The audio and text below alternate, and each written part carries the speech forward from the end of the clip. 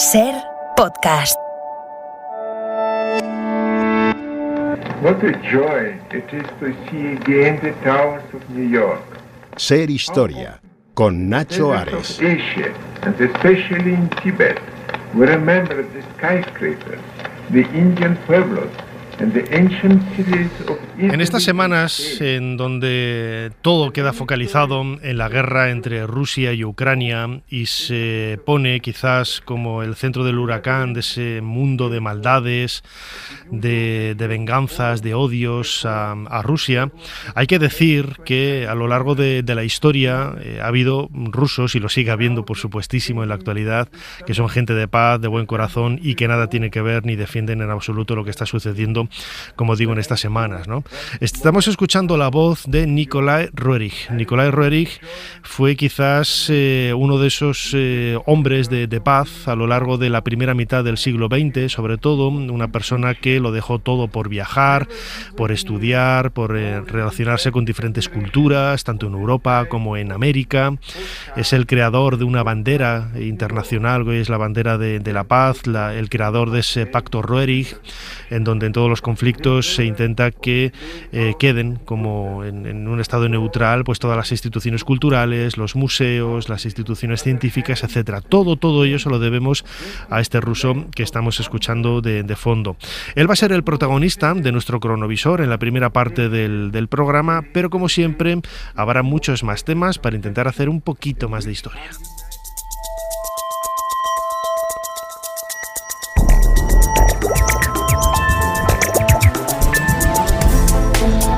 Bienvenidos a Ser Historia. Nikolai Roerich va a ser el protagonista del cronovisor en ese viaje en el tiempo que vamos a hacer junto con nuestro compañero Jesús Callejo. Luego hablaremos en el código románico de Pedro de Roda, que la semana pasada no nos dio tiempo a meterlo por la cantidad de contenidos que tuvimos en él. Vamos a hablar de una efeméride que vamos a cumplir dentro de poco, esa publicación del primer libro en una imprenta en España, el Sinodal de Aguilafuente. Vamos a hablar en la historia de la ciencia, de la ilustración, lo que marcó un poco en la historia del conocimiento, y descubriremos algunas claves del gótico viajando a una de las catedrales góticas más hermosas de nuestra historia, que es la Catedral de Mallorca. Como siempre, soy Nacho Ares y les doy de nuevo la bienvenida a Ser Historia. Comenzamos.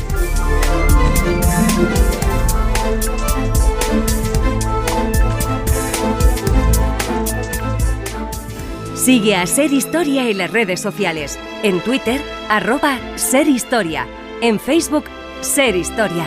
Y en YouTube, Ser Historia. Jesús Callejo, una semana más, bienvenido de nuevo a Ser Historia. ¿Qué tal, Nacho? Bien hallado, una semana más, y esta vez con un personaje que a ti y a mí nos fascina.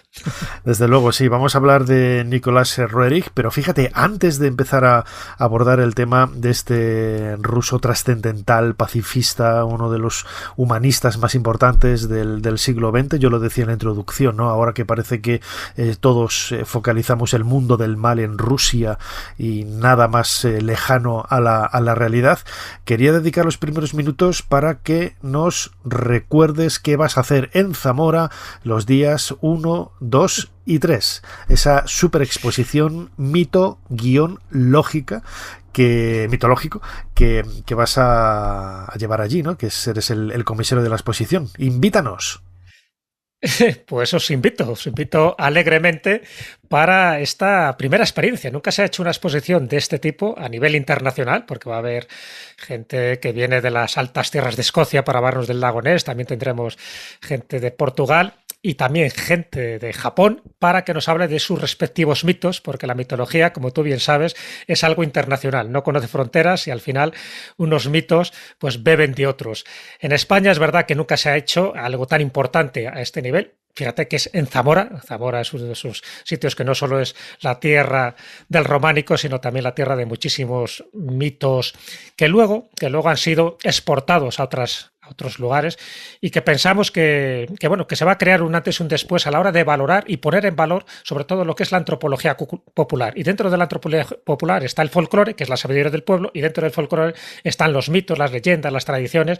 Así que todo eso con grandes invitados, grandes ponentes, con contacuentos, con distintas actividades lúdicas, pero sobre todo para eso, reconciliarnos con nuestras raíces. Y nuestras raíces, Nacho, forman parte de ese legado inmaterial, así reconocido por la UNESCO, que son nuestras tradiciones, nuestras leyendas y nuestros mitos. ¿Qué es? Recuérdanos dónde va a ser. Lo decimos los días 1, 2 y 3 en abril. El 1, 2 y 3 en el IFEZA, que es en el recinto ferial de Zamora. También va a haber alguna intervención, alguna actuación en el Museo Etnográfico de Castilla y León, cuya sede está en Zamora, pero prácticamente todas las actividades será en este recinto ferial, el IFEZA de Zamora, donde durante ese fin de semana todo se vestirá y todo se teñirá de los colores mito-lógico. Y además con un programa muy especial de la Escóbula de la Brújula que vais a hacer allí, de Podium Podcast, que siempre hablamos de vuestro podcast aquí en el programa, y qué mejor que veros en directo con todo ese esplendor y ese despliegue de medios en esta exposición mito-lógico. También lo podéis encontrar a través de las redes sociales y la web, con toda la información para acceder estos días 1, 2 y 3 de abril, un fin de semana completo dedicado al mundo de la mitología y de la tradición.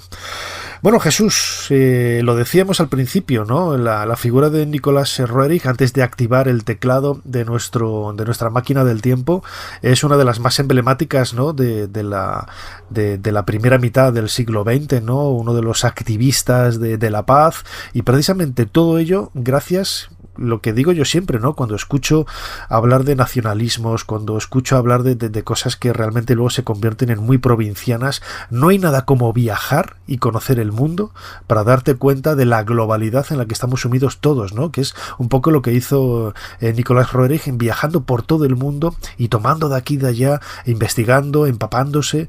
Tiene muchos aspectos también vinculados a la magia, el esoterismo, el mundo de Shambhala, el Tíbet, pero desde luego que el trabajo que él hizo es encomiable, ¿no? Desde el punto de vista casi antropológico. Totalmente, desde ese punto de vista, de todos los que te puedes imaginar, ¿no? Desde el filosófico, el arqueológico, el antropológico y sobre todo un poco como difusor de la cultura tanto de Oriente como de Occidente. Yo creo que si hay alguien representativo de esos dos mundos, de esas dos cosmovisiones, que es Oriente y Occidente, sería Nicolás Roerich. Él era ruso, un ruso internacional, un ruso humanista, un ruso que por desgracia tuvo que conocer muchísimos conflictos, como fue pues toda la revolución bolchevique, la Primera Guerra Mundial, la Segunda Guerra Mundial. Él era consciente de que esos conflictos no solo hacían un daño tremendo a los pueblos, a la humanidad, sino también al patrimonio, a ese patrimonio que es la cultura.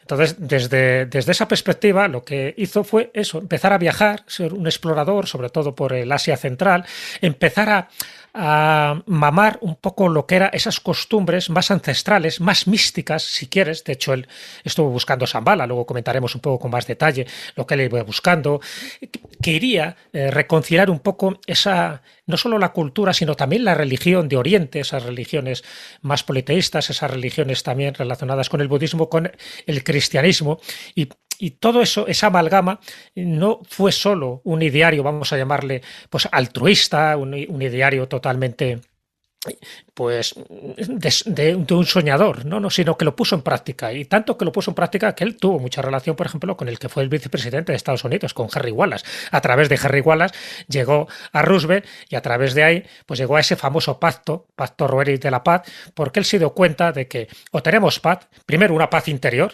ya sabes que era muy místico, él de hecho tuvo mucho contacto con los lamas del Tíbet, con los lamas de la India. Entonces decía que hay que tener una paz interior para tener una paz global, una paz en la Tierra. Es decir, si el hombre como tal no está equilibrado, si el hombre no encuentra su recinto de felicidad, su recinto de paz interior, es muy difícil que la encuentre en el mundo. Entonces él encontró, desde su punto de vista, la clave, y esa clave luego la manifestó no solo en sus cuadros. Estamos hablando de un pintor de más de 7.000 cuadros, muchísimos de ellos basados, inspirados en el Himalaya, historia, no solo también en cuestiones religiosas o místicas, sino también era conocedor de la cultura de su país. Era un ruso que, por cierto, pues cuando llega la Revolución Rusa te puedes imaginar que no fue muy reconocido, sino que él tuvo que exiliarse a distintas partes del mundo, en concreto a Nueva York, pero gracias a su mensaje, gracias a su enseñanza, con su muerte en 1947 no termina su legado, no termina ese mensaje pacifista. A día de hoy, y ahora más que nunca, a Nicolás Roerich hay que reivindicarle, porque fue un hombre valiente, fue un impulsor de la paz, y su bandera, la famosa bandera de la paz, es más conocida de lo que la gente se imagina. Incluso hay gente que ve ese estandarte y no lo relaciona directamente con Roerich. Bueno, luego te contaré un poco lo que implica su simbolismo y cómo su mensaje ha trascendido a nuestros días. Muy bien, Jesús Callejo, crononauta. Pues como siempre tenemos el teclado aquí de nuestra máquina del tiempo, el cronovisor preparado para iniciar este viaje. ¿Cuál es la fecha que nos propones en esta semana? La fecha es el 5 de agosto de 1926.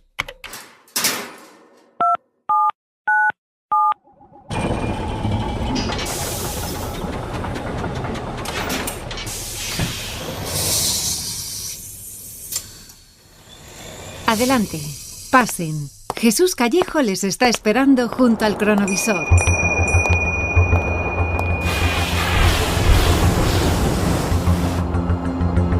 Jesús, qué frío hace, pero aún siendo agosto. Pero acabamos de ver pasar por encima del cielo una bola de fuego, algo... Yo nunca había visto nada parecido, ¿no? ¿Qué es? ¿Dónde estamos? Bueno, pues estamos en las montañas Humboldt, estamos en la región tibetana de Kokonor, estamos en el Himalaya, te puedes imaginar, ¿no? En fin, una de esas expediciones de Nicolás Roerich, donde él lo fue registrando todo en uno de sus libros, en este caso El corazón de Asia, pero en este caso, por eso, estamos en una situación muy privilegiada para ver lo que él está viendo. No solo está él, está también los lamas, en fin, están sus acompañantes, han hecho ahí un pequeño campamento dentro de esa expedición transhimaláyica. Y lo que está viendo es algo muy sorprendente, pero más bien para él que para sus amigos lamas, porque los lamas lo están viendo como algo muy natural. ¿Qué es lo que estamos viendo? Tú lo acabas de anticipar, Nacho. Bueno, pues previamente ha habido un olor, una fragancia muy llamativa, como un olor a rosas, a flores, lo cual es chocante porque estamos en una zona con mucha nieve y con poca vegetación, como te puedes imaginar, pero hay una fragancia muy llamativa. Y previamente a esta bola de fuego que estamos viendo, antes apareció un enorme buitre negro. Los mongoles que le acompañan a Nicolás Roerich pues consideran que es una buena señal, algo va a ocurrir, y efectivamente lo que va a ocurrir es que justo en el cielo de noreste a sur hay es una bola de fuego. Rápidamente Nicolás Roerich vemos que está sacando lo que se llaman sus anteojos de campaña, lo que ahora serían unos prismáticos, para visualizar ese gigantesco cuerpo esferoide y brillante que se está destacando contra el Sol. Evidentemente no tiene nada que ver con ningún fenómeno atmosférico, ningún fenómeno astronómico. La Luna está donde está y el Sol está donde está. Este objeto claramente es visible sobre el cielo azul, avanza velozmente, avanza a una velocidad que no puede ser, por supuesto, ni un globo ni un aeroplano, y traspasa lo que es la cadena de Humboldt, donde ellos están ahora mismo situados. ¿Qué es lo que le dicen los mongoles, en concreto uno de los lamas? Dice, este es el signo de Shambhala. Claro, fíjate, ya te pone en antecedentes de Shambhala, Shambhala la resplandeciente, Shambhala la mística, Shambhala que es la ciudad donde se supone que viven esos hermanos superiores, esa hermandad blanca, que por cierto es la que dijo que él estaba en contacto, es decir, con esos sabios, con esos rishis, con esos madhamas, con esos almas grandes que le transmitieron bastante información. En el fondo, en esta expedición transhimaláyica, él iba en busca de Shambhala, iba en busca de esos maestros superiores. Fíjate cómo Jesús, lo que hace Nicolás Roerich es mezclar, no lo digo en un sentido peyorativo, en absoluto, que no me entienda nadie mal, ¿no? Pero sabe fundir muy bien, ¿no?, las tradiciones más antiguas, más ancestrales, a las que se les debe tener más respeto, ¿no? Porque eran de nuestros abuelos, bisabuelos, tatarabuelos, etcétera, con la modernidad, ¿no? De ese espacio. Él es consciente de dónde vive, del sitio donde está, en un siglo XX muy convulso, con muchas guerras, con muchos problemas, pero también es capaz de ver en el pasado, ¿no?, todo lo mejor para poder aprovechar e intentar seguir continuando en esa tradición de Shambhala, que algunos dirán, bueno, pues menuda estupidez, menudo mito, ¿no? Vale, pues sí, puede ser un mito, pero a nosotros como seres humanos también nos ayuda, ¿no?, a crecer y a plantearnos objetivos, ¿no? Nadie está hablando de que Shambhala sea una ciudad tangible que tú lo puedas tocar y puedas visitar y comprar en las tiendas, ¿no?, que haya por allí, ¿no? Pero unas chocolatinas, yo qué sé, tomarse un refresco. Pero va mucho más allá, ¿no? Todo ese pensamiento místico que rodea estas tradiciones, ¿no? Va mucho más allá. De hecho, nadie dijo, ni siquiera Roerich, que Shambhala sea un lugar físico. Siempre se ha hablado de una ciudad mística, etérica, una ciudad espiritual, una ciudad que sí existe para ellos, pero no es una ciudad, ya te digo, que tenga unos caminos, que tenga unas indicaciones, que tenga un plano geográfico, sino solo llegan a aquellos que realmente merecen llegar a este pequeño paraíso. Fíjate que es muy curioso que en estas fechas, bueno, cuando él acude a esta expedición, él hace dos expediciones hacia Asia Central. Una de ellas es la que ocurre en 1923, está a 5 años. Un episodio de esa expedición es lo que acabamos ahora de contemplar. Es una expedición que le lleva a Sikkim, a Cachemira, a Ladakh, a China, por supuesto a Siberia, al Altai, a Mongolia, al desierto de Gobi, y luego hace otra posteriormente en 1934 y 35, que es una expedición a Manchuria, a China, al desierto de Gobi, etc. Es decir, él no tiene solo como objetivo intentar descubrir si existe o no existe Shambhala. Él sí encuentra muchísimos testimonios de que Shambhala realmente existe. Él incluso va en busca de Chintamani, que es una piedra sagrada supuestamente caída del cielo, pero que es una creencia que es muy real en Oriente, en todas estas zonas que acabo de citar. Es una piedra que es la que llaman la piedra del destino, la piedra de los deseos, fruto de la cual Henry Wallace, que ya sabes que era masón, igual que era Roosevelt, se impregnó un poco de esa sabiduría y quiso que fuera llevada también a Estados Unidos o a Nueva York. Ese es un poco también el germen. Todo esto que estamos diciendo tiene mucho que ver luego con ese pacto Roerich, con esa bandera de la paz, porque él está convencido de que todos estos símbolos, toda esta tradición sagrada de Oriente se puede transmitir a Occidente. ¿Vale? Entonces, evidentemente, no estamos hablando de algo real y físico como pasa con el Shangri-La. Por cierto, esta novela de James Hilton, no, la de Recientes Partidos, es de 1933. Es en la época en la que Roerich está también haciendo sus investigaciones y sus expediciones en busca, por cierto, también de semillas que puedan ser perdurables y puedan ser duraderas en épocas de sequía. O sea, él era botánico también, él estaba muy concienciado que a la humanidad no la puedes solo dar mensajes de paz y de amor y de felicidad, sino que también tienes que alimentarla, también tienes que concienciarla de que la paz se consigue a través de la búsqueda del conocimiento y de la belleza, como él decía, ¿no? Entonces, claro, todo esto que estoy diciendo de una forma como muy deprisa está también reflejado en sus cuadros. Por eso yo invito a la gente, en internet, en Google, tenéis muchísimos cuadros de Roerich, y muchos de esos cuadros están reflejando lo que era su filosofía. Y esa su filosofía es la de Oriente y la de Occidente, que es cuando se culmina con ese pacto Roerich, que es donde se firma, no es en la India, no es en China y no es en el Tíbet, donde se firma es en Washington. O sea, que estamos hablando de que realmente él concienció a muchísima gente, y por supuesto al presidente de Estados Unidos, a Roosevelt, para que se llegara a una entente cordial, a una situación que luego, por desgracia, fue totalmente dilapidada por la Segunda Guerra Mundial. A partir de ahí, ese pacto de la paz sufrió bastante resquebrajamientos. Él quería estudiar la carrera de Bellas Artes, pero el padre quería que él estudiase la carrera de Derecho, y él quería además estudiar la carrera de Historia. El caso es que hizo un pacto con su padre. El pacto es la palabra clave en la vida de Roerich. Hizo un pacto con su padre y, a cambio de poder estudiar la carrera de Bellas Artes, que lo que más le interesaba a él, dejó la carrera de Historia e hizo la carrera de Derecho. Y en esta doctrina no hay esfuerzo perdido, porque la carrera de Derecho, el tema de la política, las leyes, le vino muy bien para negociar con los diferentes países por los que viajó durante todo el mundo y para crear la bandera de la paz y el pacto Roerich. Eran almas afines, ambos amaban el arte, la belleza, la arqueología, la cultura. Paseaban por los lugares arqueológicos de Rusia, hacían viajes, y muy poco después de tontear, entre comillas, del cortejo, se casaron. Al poco tuvieron un hijo y un poco después el siguiente hijo. Y a partir de ahí, digamos que la trayectoria ya es más o menos la siguiente. Hay un momento en que se van a Finlandia. Cuando se van a Finlandia es cuando empieza la Revolución Rusa. No pueden volver a Rusia.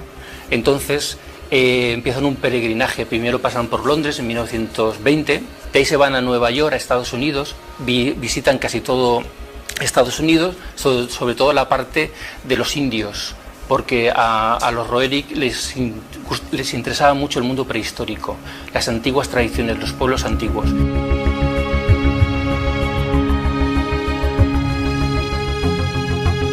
Jesús Callejo, crononauta. Escuchábamos un fragmento de una conferencia de José Rubio Sánchez que dio en el grupo de estudios teosóficos de Valencia bajo el título El matrimonio Roerich, en donde precisamente nos hablaba de esos viajes, ¿no? De esos inicios, pasando por Londres, luego yendo a Estados Unidos, no tanto para conocer las grandes ciudades, Manhattan, la Gran Manzana y todo esto, sino para imbuirse de lo más tradicional, de lo más autóctono, de lo más propio, ¿no? De lo más local, es decir, ese contacto con los indios, que también, como sucede con todas las culturas antiguas, y quizás estas que pervivían y perviven un poco en el presente, tienen un contacto con la naturaleza muchísimo más directo, ¿no? Que nosotros hemos perdido como hombres y mujeres de las ciudades, hemos perdido ese contacto, ¿no? con la naturaleza, y era también un poco uno de los aspectos que buscaba Nicolai Roerich, ¿no? Claro, lo buscaba porque además él tenía una cultura muy amplia, no hay que olvidar esto. Es decir, no estamos hablando de un visionario, ¿no? Que dice, bueno, voy a intentar arreglar el mundo ahí de la noche a la mañana porque he tenido un sueño, porque he ido a los Madhamas o porque me he transportado a Sapala. No. Él tenía una cultura muy amplia, de hecho era filósofo, viajero, arqueólogo, pintor, escritor, diplomático, coreógrafo, hizo bastantes coreografías en muchos de los ballets rusos de la época, artista gráfico y por supuesto pacifista. Y no olvidemos que antes de que se llegara a este pacto de la paz, a este compromiso, ¿no? de respetar el patrimonio inmaterial y el material también, evidentemente, ya también en la etapa de Nueva York, donde él fue muy conocido, donde tuvo pues, muchísimo predicamento, tanto él como su mujer, cuidado, Elena Roerich es tan importante como él. Muchas veces se habla de él, de Nicolás Roerich, pero es que Elena era su alma gemela, era la persona que le apoyó en todo y la que pues participó en todas sus locuras, vamos a llamarlo así, y en todos sus sueños. También ella crea la sociedad Agni Yoga, estamos hablando del año 1930, que es muy importante para entender esa filosofía que les motivaba a este matrimonio. Un matrimonio que tuvieron 2 hijos, también muy implicados en todo este mensaje, ¿no? En toda esta transmisión de un mundo pacífico. El Agni Yoga lo que intentaba transmitir era la ética activa o viva. Es decir, que al final todos los pueblos un poco se unieran en esa especie de consciencia cósmica. Como ves, siempre iba un poco más allá, ¿no? Elena decía que recibía mensajes de estos grandes maestros, ¿no? Como el Mahama Moria, y ella era teósofa, no lo olvidemos. Ella lo que hace es traducir muchísimas obras de Elena Blavatsky, de los grandes maestros de la teosofía. Él era Rosacruz, entonces no eran masones, sin embargo, hay mucha gente que dice que eran masones, no, ellos hablaban con masones, hablaban con muchísimas sociedades secretas y discretas de aquel momento, pero no eran masones. Pero fíjate las amistades que tenían en aquella época, amistades que les sirvieron para que su mensaje se transmitiera. Tenían desde León Tolstoy, por ejemplo, Alexander Borodín, que decora, por ejemplo, El Príncipe Igor, que es una de las obras más conocidas de Borodín, a Rimsky-Korsakov, conocen a Igor Stravinsky, a Rabindranath Tagore, que en fin, que era, ya sabes, uno de los referentes tanto intelectuales como poéticos de la India, a Huxley, a Einstein, a Millikan, los grandes científicos. Es decir, lo que intentan hacer con esta sociedad Agni Yoga no solo es un lugar para meditar y para hacer yoga, no, son centros que buscan un poco la unión de la cultura con la ciencia, con el arte y sobre todo hablando de la belleza y del conocimiento. Él incide siempre mucho en la belleza y el conocimiento, que es lo que va a mantener la cultura, que es lo que va a mantener que el hombre no se autodestruya. Claro, eso era un poco lo que buscaba ese pacto Roerich, ¿no? Que fue firmado en Estados Unidos, en Washington, en donde lo comentaba un poco en la introducción del programa, ¿no? Lo que se buscaba es que en cualquier conflicto bélico todas aquellas instituciones vinculadas con la ciencia, el conocimiento, el arte, las humanidades en general, pues que fueran consideradas neutrales, ¿no? Claro que esto luego es muy difícil de entender, ¿no? En una guerra como la que estamos viviendo ahora mismo en Europa, ¿no? Pero bueno, era un paso adelante, ¿no? Para reconocer y sobre todo proteger la importancia y el valor de nuestro propio pasado para que no se pierda. No, totalmente. Su idea fue aclamada por muchísimos países. Fíjate que cuando se llega a esta firma del Pacto Roerich de la Paz, que se llega el 15 de abril de 1935, que es cuando es firmado, ¿no? por por el presidente de Estados Unidos, pero es firmado también por los estados de la Unión Panamericana, la Organización de Estados Americanos, que por entonces lo componían 20 países, y luego pues, posteriormente lo firman 15 países más. Entonces esta protección de instituciones artísticas y científicas, de los monumentos históricos, es lo que marcó pues todo un punto de inflexión para que en aquel momento existía la Sociedad de Naciones, para que luego la ONU y lo que era la UNESCO, que no existía en aquella época, también tomaran un poco como referencia este pacto. Un pacto de muy pocos artículos, pero cuyo artículo primero es muy significativo y que te leo porque es muy corto, pero ahí resume perfectamente lo que se intenta buscar en este Pacto Roeris de la Paz. Dice: los monumentos históricos, los museos y las instituciones científicas, artísticas, educacionales y culturales serán considerados como neutrales y como tales respetados y protegidos por los beligerantes. Igual respeto y protección se acordará al personal de las instituciones arriba mencionadas. Se acordará el mismo respeto y protección así en tiempo de paz como en guerra. Es decir, esto que dijo es que esto lo firma cualquiera que tenga sentido común, claro, cualquiera que quiera preservar el planeta y cualquiera que quiera preservar la cultura, porque una cosa lleva a la otra. De hecho, este pacto, que ya se había tenido antecedentes anteriores, ¿no? Ya había una reunión en Montevideo que se celebró en el año 33, pero cuando se culmina este 15 de abril de 1935, el pacto es tan importante, ya te digo, no solo con Estados Unidos, sino con 20 países de la Unión Panamericana, que lo llaman la Cruz Roja de la Cultura, porque en el fondo lo que busca la Cruz Roja, lo que busca es eso, que se respeten los hospitales, que se respeten los centros de sanidad cuando hay una batalla. Luego ya sabes lo que pasa. Luego el malote, siempre hay un país malote, le da exactamente igual, se pasa los derechos humanos por el forro y muchas cosas. Claro, ¿qué pasó con este pacto? Fíjate cuando está firmado, en el 35. Cuando llega la Segunda Guerra Mundial, todo esto se hace trizas. Entonces, a partir de ahí quedó en desuso, se fue olvidando. El Pacto de Roeris, pues sí, tenía buenas intenciones, pero ahora la verdad, pues ni Hitler, ni Mussolini, ni ninguno, pues tenía ninguna intención de cumplir este tipo de cosas. Por desgracia, ahora está ocurriendo algo parecido. Cuando se bombardea Ucrania no se está respetando tampoco los museos, y las instituciones culturales. Con los yihadistas pasó 3/4 de lo mismo, y tú lo sabes bien porque, en fin, muchas obras de Asia como de Mesopotamia, y todo lo que es actualmente Irak, pues también fueron destruidas, no se respetó para nada. Entonces, bueno, el espíritu está ahí, y para que se preservara el Pacto Roeris, él también ideó una bandera que era la bandera de la paz, el símbolo de la bandera de la paz, que es una bandera blanca con un círculo y que tiene un círculo general que estaría representando un poco la eternidad y 3 círculos o tres esferas interiores de color rojo o más bien de color magenta. Bueno, pues ese escudo es el que se tenía que colocar en los edificios que se querían preservar si hay un conflicto bélico. Esa bandera al final pues la adoptaron más bien pues eso, los movimientos pacifistas, los movimientos hippies de los años 60, pero por desgracia esa bandera que debería ondear en cualquier edificio que tenga que ver con la cultura, con la educación, con el arte, no ondea. Pero sin embargo sí que se ha mantenido como un auténtico símbolo, porque lo que está representando esos 3 círculos rojos, ya digo, dentro de esa esfera, es ni más ni menos pues el pasado, el presente y el futuro de la humanidad. Lo que está representando es la religión, el arte y la ciencia. En fin, que la cultura no pertenece a ningún individuo, que es lo que intenta transmitir Nicolás Roeris, y que es propiedad de toda la humanidad. Pero para saber que es propiedad de toda la humanidad, antes nos lo tenemos que creer.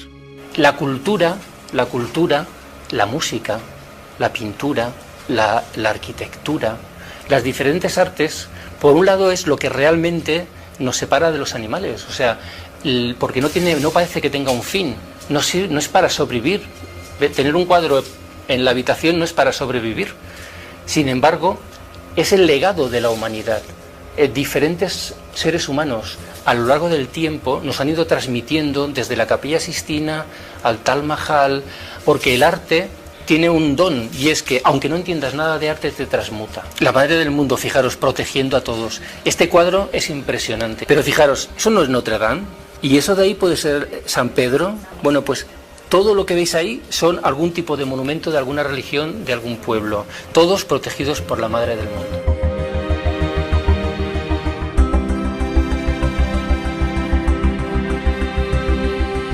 En este nuevo corte de un fragmento de una conferencia dedicada al matrimonio Roerich, impartida por José Rubio Sánchez en el Grupo de Estudios Teosóficos de Valencia, se nos habla precisamente de algo que hemos comentado hace pocos minutos, ¿no? Que es ese arte y esa combinación, ¿no? Lo decías ahora, Jesús, hablando del simbolismo de esas tres esferas rojas, de esos tres círculos rojos o magentas de la bandera de la paz diseñada por este ruso, Nikolai Roerich, en donde uno de esos elementos es precisamente la religión, ¿no? Que ahora pues está muy de moda ir contra ella e ir y tomarla como algo decadente, supersticioso, casi acultural, ¿no? Y me parece un error pero que muy grande, ¿no? Se puede ir a misa, no se puede ir a misa, yo no voy a misa, yo no soy creyente, pero desde luego que respeto, ¿no? Y entiendo el hecho de que este tipo de situaciones en donde en ocasiones hay grupos políticos que van en contra de la religión, etcétera, me parece pues totalmente pernicioso y muy deleznable, ¿no? Y Nicolás Roerich fue capaz, ¿no? de ver ese mundo en el que la religión es una parte importante de la esencia natural del ser humano. Sí, está claro. Lo que pasa es que yo, desde mi punto de vista, él iba más allá de las religiones. Él concebía un poco la vida y el mundo como algo más espiritual. Sabes que las religiones están sometidas a unos dogmas, a unas reglas, en fin, y allá cada cual con sus creencias. Pero hay otra parte que yo creo que es más superior, que es un poco la que defendía Nicolás Roerich, que era esa parte espiritual, ¿no? Esa parte que une a todos los seres humanos. Porque muchas veces las religiones, lo que divide una religión por otra, no son los fundamentos, que en general son, pues eso, el llevarse bien con todo el mundo, en fin, el vivir de forma pacífica, sino muchas veces lo que diferencia a unos a otros son determinadas reglas, incluso algunas gastronómicas. Unas religiones te permiten comer unos alimentos, otras te prohíben otros y cosas similares. Entonces él iba más allá. Pero es verdad que él, si tenía algún tipo de inclinación, evidentemente era por el budismo. Él se relacionó con muchísimos lamas y hizo uno de los proyectos, casi todos sus proyectos más o menos llegaron a buen puerto, ¿no? A pesar de que la bandera de la paz y que el pacto Roerich pues haya quedado un poco en entredicho, porque en fin, las guerras al final hacen lo que hacen, pero uno de los proyectos que él tenía, y esto es menos conocido, de Nicolás Roerich, fue un proyecto inconcluso, era la creación de un país budista bajo el mandato de la Unión Soviética, porque por entonces, claro, él no sabía las barbaridades que se estaban cometiendo. Te iba a decir, vaya mezcla, tú. Rusia. Sí, claro, para que veas, fíjate lo que él quería, pero la mezcla es un país budista, una especie de unión sagrada del este, como así la llamaba, ¿no? Donde se unieran poblaciones mongolas, tibetanas y siberianas, en un territorio concreto que él había buscado, que era Manchuria, y dirigido por el Panchen Lama. O sea, eso quería hacer. ¿Pero para qué? Precisamente para que hubiera esa especie de unión entre los pueblos y que eso fuera el germen luego que fuera trasladado a otros lugares, a otros países. Claro, esto no le gustó nada a Estados Unidos, que intentara hacer esta propuesta. No le gustó nada, por supuesto, a la Unión Soviética, que nunca consiguió el visado para volver. De hecho, él no muere en Rusia. Él no muere tampoco en Estados Unidos. Él muere en el Valle de Kulu, en la India, donde encuentra allí su pequeño Shangri-La, su pequeño Shambhala, y donde él escribía sus obras y pintaba sus cuadros. Pero bueno, intentó hacer eso. Pero una de las cosas que sí llevó a cabo, y es muy poco también conocido, es que el símbolo del dólar, cuando tú coges un dólar, sabes que aparece una pirámide que está truncada y justo en el piramidión aparece un ojo, ¿no? Ese famoso ojo que todo lo ve. Bueno, pues los que llevan a cabo todo este modelo de moneda, el diseño del billete de $1 en Estados Unidos, pues es Henry Wallace, que era masón, y que era Franklin Delano Roosevelt, que era el presidente. Entonces, pero el diseño se lo propone Nicolás Roerich. Nicolás Roerich piensa que hay que agregar al gran sello la pirámide truncada y ese ojo que todo lo ve, que para un masón sería el gran arquitecto del universo. Bueno, pues un elemento tan esotérico, tan simbólico, tan mágico, todo el mundo lo tiene en sus manos, todo el mundo me refiero dentro del mundo anglosajón, todos aquellos que manejan el dólar, y no se dan cuenta de que realmente transmite algo más que una moneda de cambio, que una cantidad específica de dinero. Está transmitiendo todo un mensaje que hunde sus raíces en lo que sabía de esoterismo, lo que sabía de teosofía, lo que sabía de Rosacruz, Nicolás Roerich y Elena Roerich, y lo que sabían los masones cuando diseñaron ese sello. Luego ya sabes que luego hay teorías conspiracionistas de que si eso representa el nuevo orden mundial, todo lo que tú quieras, que si forma parte de los Illuminati.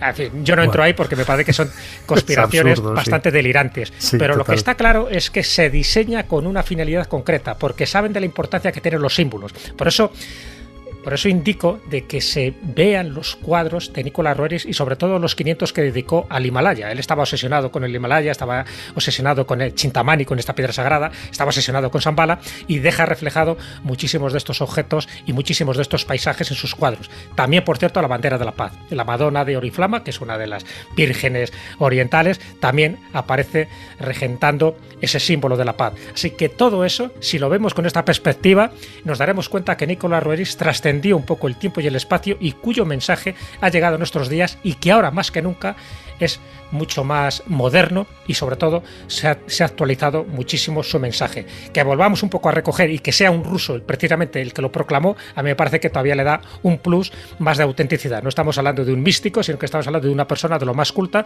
que se relacionó con Einstein, que se relacionó con Thomas Mann y se relacionó con todos los grandes próceres de la cultura, como tú bien dices, hasta 1947. Merecía este cronovisor Nicolás Roerich, que nació en el año 1874 y falleció en 1947, una de las figuras más importantes de la primera mitad del siglo XX por todo lo que supuso, por todo lo que realizó, todo lo que trabajó y ese legado, ¿no?, del matrimonio Roerich que ha llegado hasta nuestros días, no solamente con, como decía ahora Jesús, en forma de pinturas, de obras de arte, sino también ese legado también más humano, como el Pacto Roerich, la bandera de la paz, infinidad de elementos que lo ponen absolutamente de moda y de actualidad al bueno de Nicolás Roerich. Pues Jesús Callejo, crononauta, muchísimas gracias una semana más por habernos ayudado a hacer un poquito más de historia y te veremos los días 1, 2 y 3 en Zamora en esa magnífica exposición y ciclo de conferencias Mito-Lógico. Muchas gracias, Nacho. Invito a todos que vayan a esa exposición, que desde luego va a ser algo memorable y, por supuesto, haciendo honor a su nombre, va a ser una exposición muy mitológica.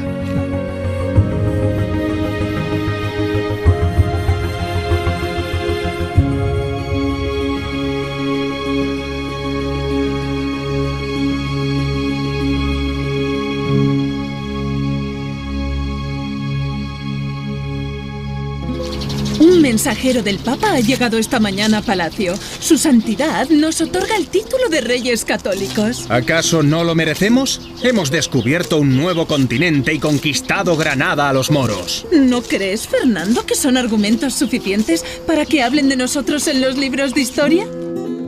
Ser Historia con Nacho Ares. Todo lo que quisiste saber de la historia, la madrugada del sábado al domingo en la cadena SER. El Código Románico.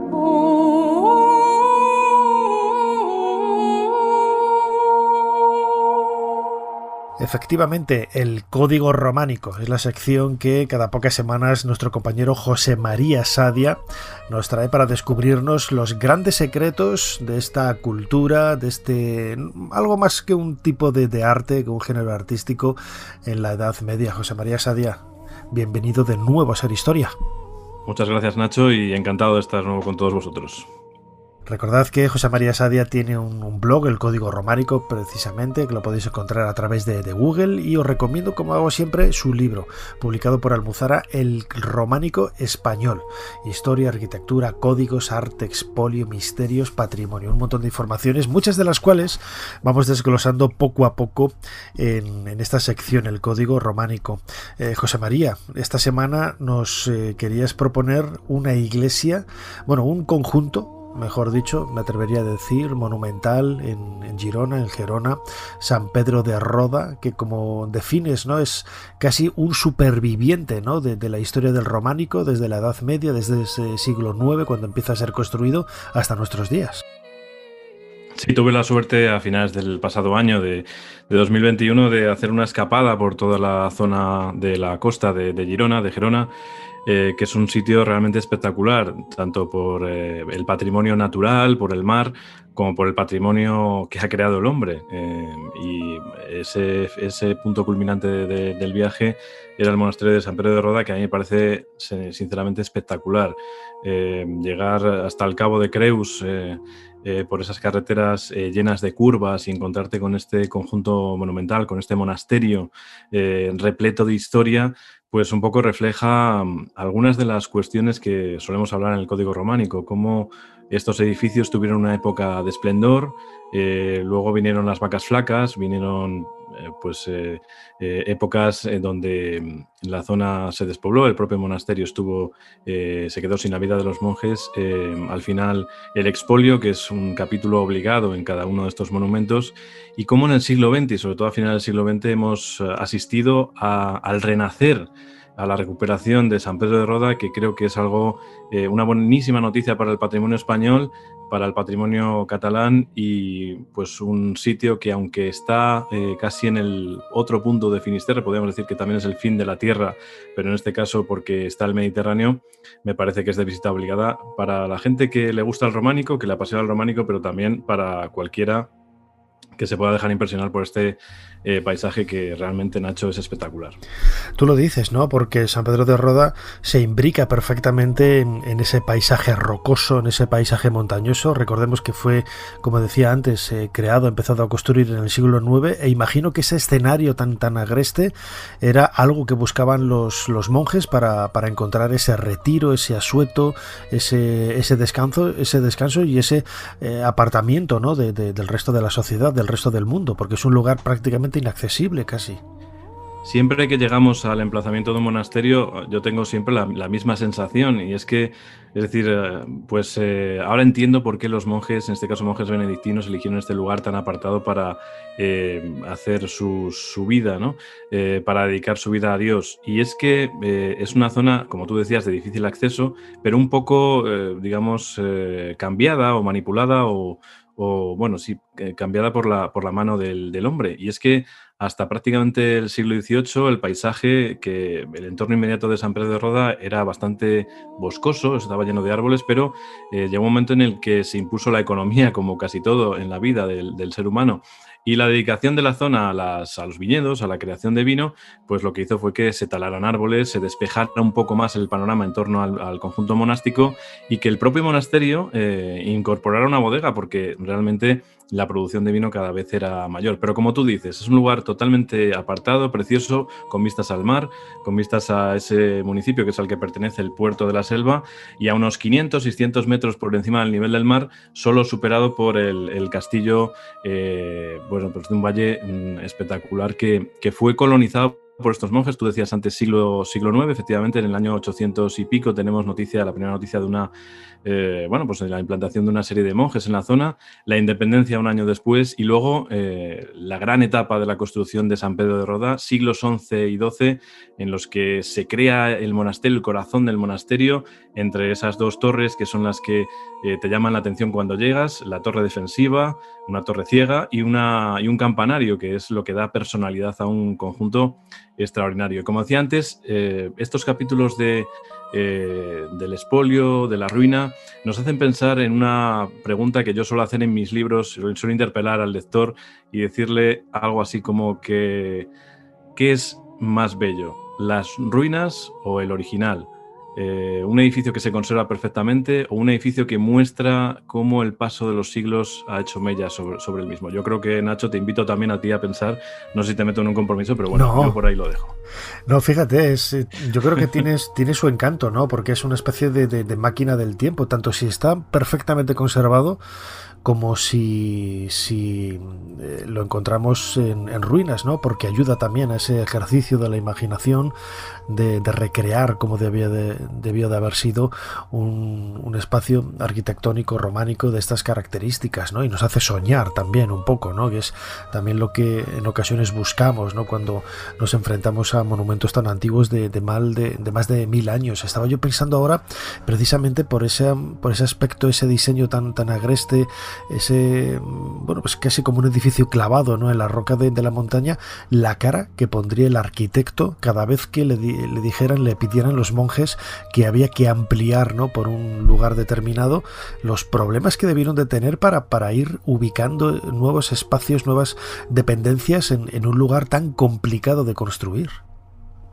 Bueno, el ser humano nunca se da por vencido y siempre quiere ganarle el territorio a la naturaleza, y como tú dices, esa es una de las claves de San Pedro de Roda. La comunidad de monjes fue creciendo, fue teniendo nuevas necesidades y precisaba nuevas estancias, espacios que tenían que ganarle a la montaña. Lo hicieron de dos formas. Por un lado, se toparon a menudo con la roca madre que tenían que excavar para ganar ese espacio que necesitaban, pero por otro también se fabricaron terrazas artificiales para poder expandir las instalaciones del propio monasterio, hasta el punto en el que, hablamos de esa fecha mágica, 1022, consagración de la iglesia, que es, digamos, la joya de la corona de San Pedro de Roda. Allí se expusieron una serie de soluciones constructivas propias de San Pedro de Roda y prácticamente de nadie más, imitando un poco la arquitectura que se había consolidado con el Imperio Romano, ¿no? Y por eso, al entrar, después del nártex, después del pórtico de entrada de la iglesia, encontramos un espacio diáfano de una altura extraordinaria con una bóveda de medio cañón de piedra que se apoya sobre una serie de pilares y de arcos construidos para descargar las fuerzas y darle estabilidad al conjunto. Y una serie de capiteles que, según los expertos, están entre lo mejor de nuestro románico. Y otra serie de curiosidades, por ejemplo, Nacho, que como tú decías antes, le encargaban al arquitecto que ampliara aquello porque se quedaba pequeño, ¿no? Y es el caso del propio claustro, que el más antiguo data del siglo XI, es un claustro pequeñito, aquello se quedó pequeño en 100 años y los monjes le dijeron al constructor que necesitaban hacer otro, pero como no se podía ganar más terreno en ese nivel, en un segundo nivel hicieron uno más grande y el primero lo enterraron directamente, cosa que podemos ver como algo extraño, pero lo que es cierto es que ayudó a la conservación, por ejemplo, de las escasas pinturas murales que han sobrevivido hasta nuestra época. Es decir, que fue la historia de San Pedro de Roda, la historia de una batalla continua para sobrevivir, para ganarle la partida al tiempo y al espacio. Y uno de los peores momentos de su historia es el siglo XVIII, cuando es abandonado y abre sus puertas al expolio, al saqueo, que es difícil de pensar, ¿no? ¿Cómo es posible que se puedan dejar tantos tesoros, tantas obras importantes en el interior de un lugar abandonado? Luego los franceses lo saquearon en la guerra a comienzos del siglo XIX y, por ejemplo, hay una obra maestra, ¿no? Esa Biblia de Roda, que hoy se conserva en la Biblioteca Nacional de París, que procede precisamente de este lugar. Cuando llegaron los franceses, pues no había nadie, ¿no? Y pudieron hacerse con todo. Bueno, hablas antes de joya, de cómo se pudieron dejar al descubierto tesoros, pero bueno, es que nosotros lo vemos desde nuestro cómodo siglo XXI, escuchamos la radio y nos espantamos de esta situación, pero realmente los monjes estaban ya cansados, habían llevado una vida muy dura, una vida monástica de más de 1000 años, donde había habido periodos cortos en los que habían dejado las instalaciones porque aquello estaba a la intemperie y también no solo meteorológica, sino también del propio ser humano. Había saqueos, había embestidas de otros grupos de personas y al final acabaron por dejar, efectivamente, en el siglo XVIII abandonaron la vida, a finales del siglo XVIII abandonaron la vida monástica y dejaron aquello, expedito para quien llegara. Y los franceses, que tanto daño hicieron a nuestro patrimonio durante la invasión, pues al final acabaron saqueando la biblioteca, llevándose volúmenes de los que se fabricaban en el propio monasterio y, como tú decías, lo pagó la Biblia de Roda, que es un volumen que no tiene parangón y que se empezó a escribir en Ripoll y allí parcialmente se ilustró con esas miniaturas clásicas de los monjes. Al final acabó, por suerte, en la Biblioteca Nacional de París, donde se puede consultar, pero podría haber sido peor, porque tantos y tantos volúmenes han terminado desapareciendo. Pero además, lo peor del expolio, después de la Biblia de Roda, llegó en el siglo XX, cuando no se habían tomado las riendas todavía del patrimonio español y al final pues había fragmentos como los del friso que decoraba la portada de acceso, que eran una auténtica obra maestra y nunca mejor dicho a cargo del llamado maestro de Cabestany, o el taller de Cabestany, y aquellos fragmentos se fueron perdiendo, se fueron expoliando y por suerte, por fortuna, y como hablamos hace un tiempo aquí también en Ser Historia, dos de ellos, un Agnus Dei y la escena en la que Jesús se aparece en el mar a los discípulos, acabaron en el Museo Marés porque Frédéric Marés tuvo la inquietud de poder comprarlos y poder conservarlos en un museo en el que hoy son pieza estrella de parte de la colección. parte de esa historia, ¿no? Que con todas sus vicisitudes, sus momentos positivos, sus momentos quizás más entrañables, sus momentos más tristes, más dramáticos, pero todo ello, ¿no? Dan naturaleza y sentido, en este caso, a este monasterio de San Pedro de Roda, en Gerona, al que hemos dedicado esta sección, el Código Románico, con nuestro compañero José María Sadia. Insisto, recordad el libro, El Románico Español, publicado por Almuzara, de José María Sadia, y su blog, El Código Románico, en donde vais a encontrar un montón de informaciones más que aporta alrededor de los temas que vamos hablando casi semana a semana aquí en Ser Historia. José María Sadia, como siempre, compañero, muchísimas gracias por habernos ayudado a hacer un poquito más de historia. Gracias, Nacho, y nos escuchamos.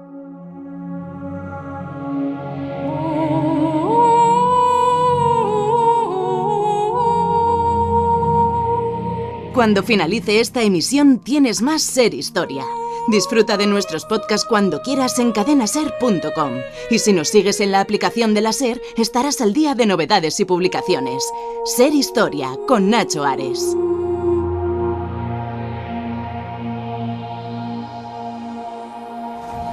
Estaba la iglesia asolada, en aquella época fatal. Por vicios y barrabasadas urgía la reforma clerical.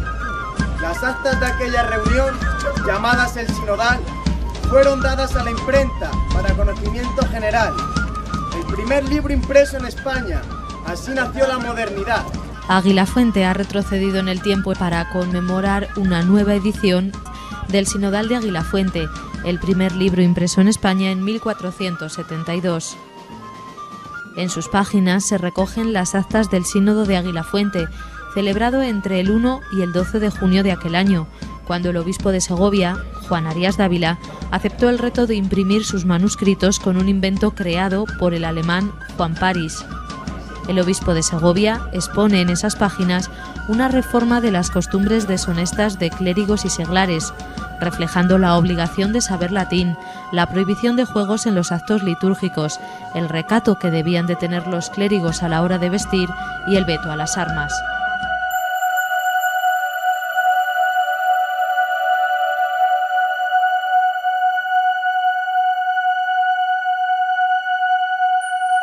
Comenzamos este nuevo bloque de Ser Historia y lo hacemos escuchando un fragmento de una emisión de Televisión Castilla y León, esa televisión a la que tanto quiero y llevo muy cerca en el corazón, ¿no? Por haber estado trabajando allí durante muchísimos años.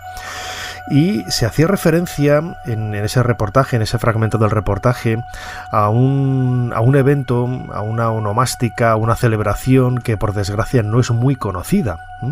Estamos hablando de algo que dentro de muy poquito tiempo va a celebrar sus 550 años. ¿Por qué digo esto? Porque en el año 1472 se publicó, habría que decir, el primer libro en España, y se hizo recogiendo las actas del sínodo diocesano que se celebró en Aguilafuente, un pueblecito de Segovia, en donde se celebra año tras año pues esta onomástica, esta festividad, y sobre todo, ¿no?, el recuerdo de haber sido ellos, ¿no?, los primeros que dieron algo que contar, ¿no?, a través de los libros que empezaron a producirse en España en aquella fecha, como digo, del año 1472.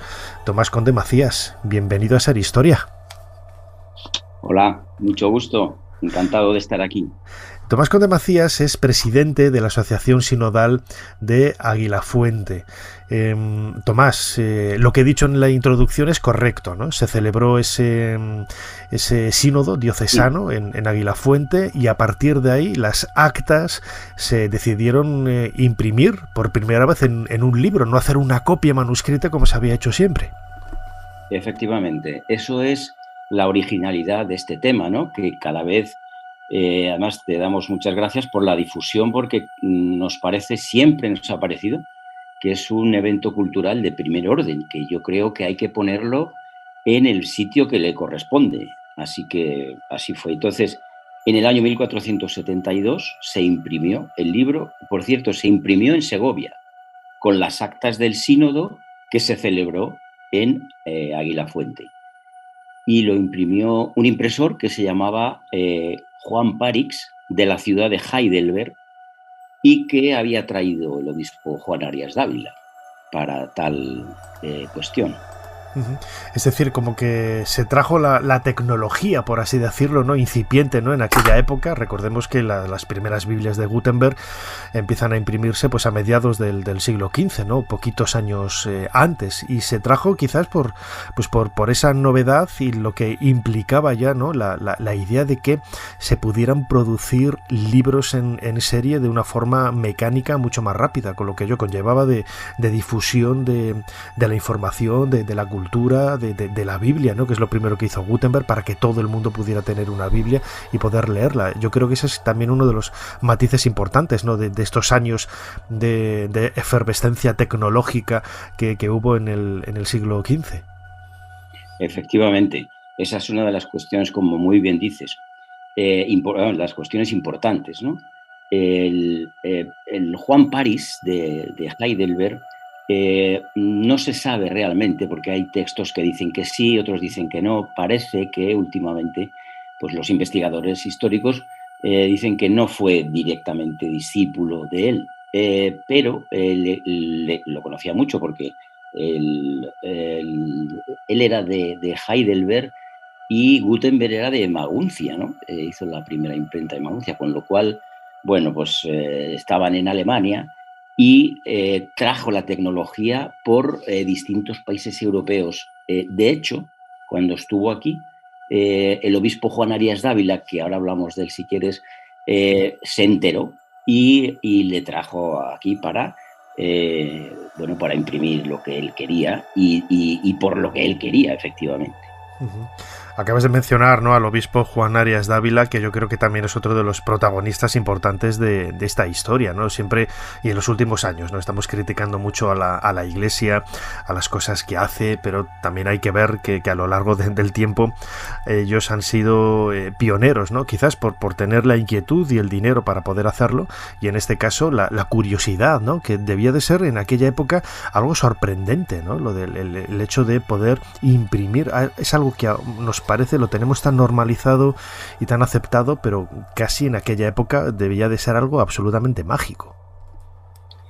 Yo también lo creo. Yo creo que era mágico. De hecho, el obispo, por ejemplo, empezamos con el obispo Juan Arias Dávila, era obispo de Segovia entonces y era un hombre renacentista, abierto, era un hombre aperturista, o sea, era la Iglesia con unas miras, no con unas miras en una sola dirección, sino un hombre pues que era creyente, era cristiano, por supuesto, y que lo que quería era difundir el mensaje de Cristo a la mayor cantidad de gente posible, ¿no?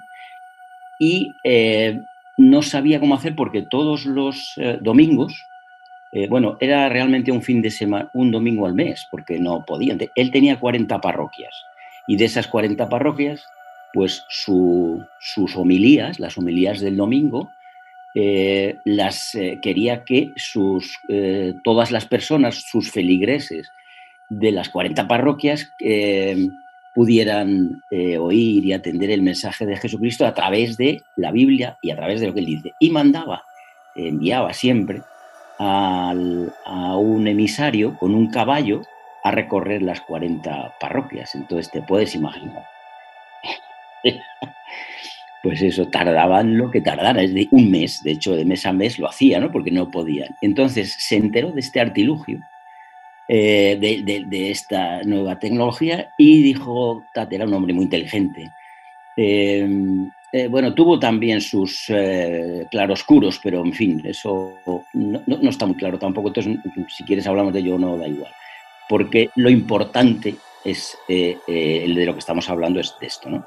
Entonces él oyó que todas las palabras que se hacía, se imprimían, no se escribían lo que escribían en Castilla y León, y que mandaba con una hoja a las 40 parroquias y dijo, esto es lo mío, esto es lo que yo estaba esperando.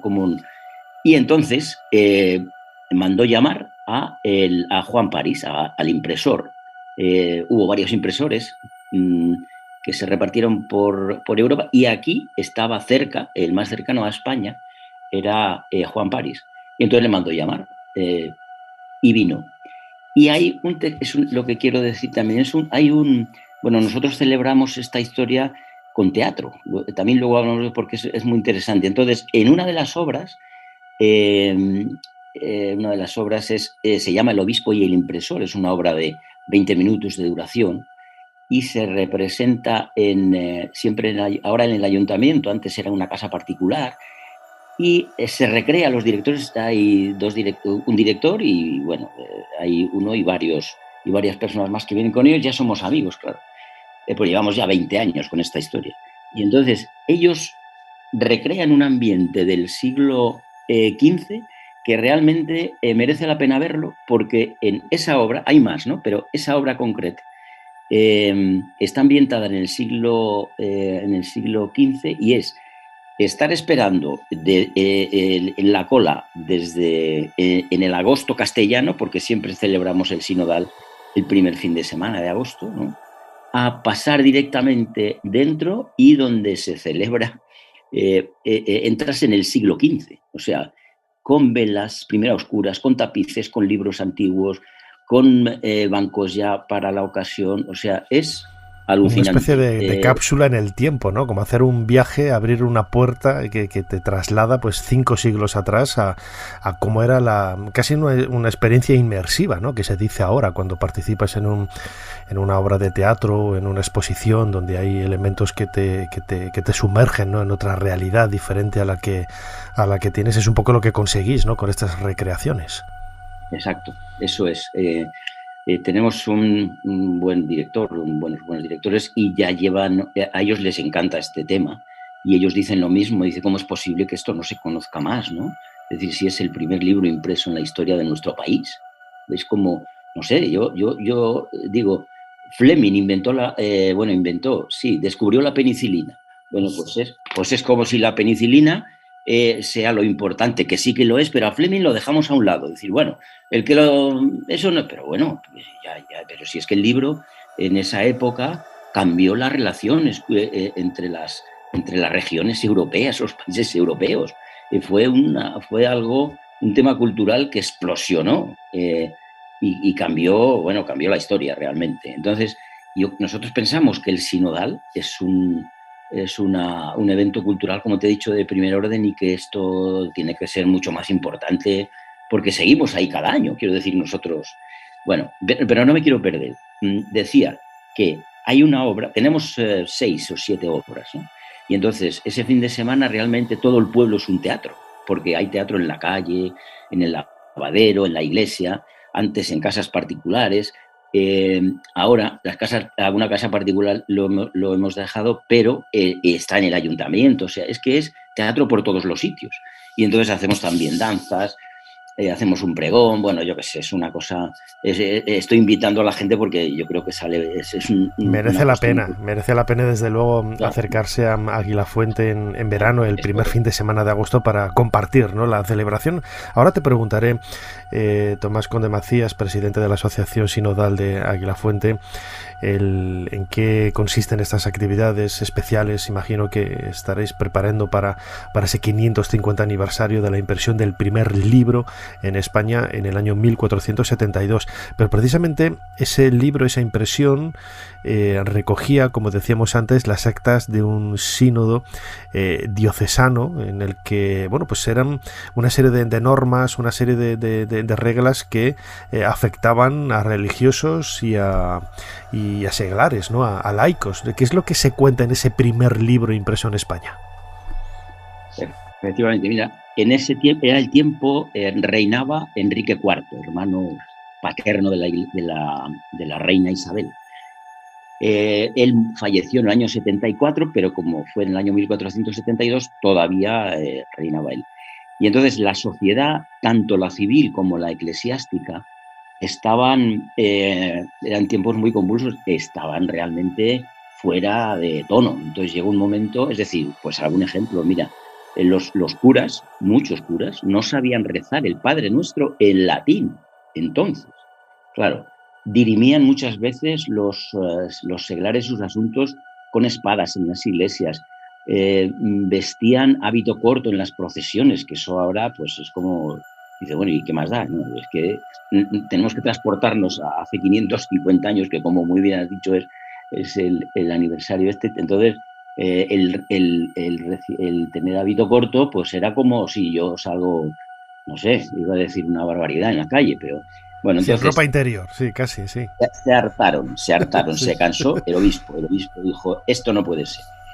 Y entonces dijo, tengo que convocar un sínodo y reformar todas las normas, porque si no se me va de las manos. Y lo quiso celebrar rápido.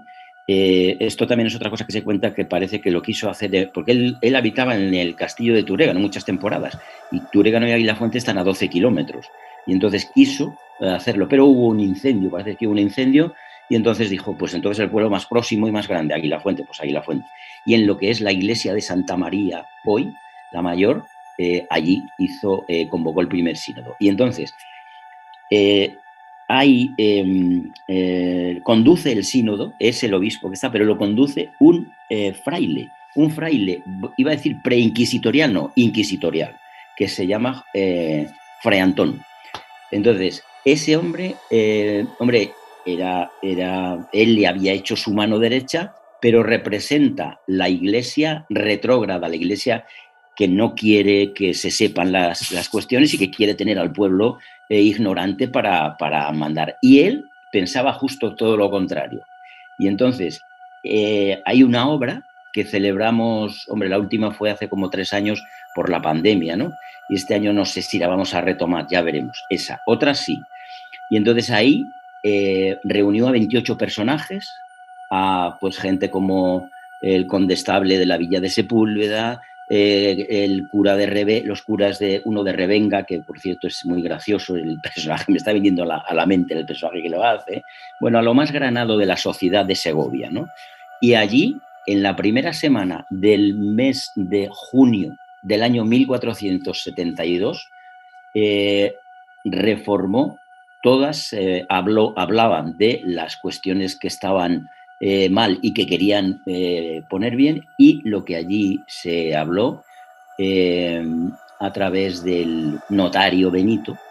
Había un notario, había un secretario, había este hombre, el fraile, y los 28 personajes, y por supuesto el obispo.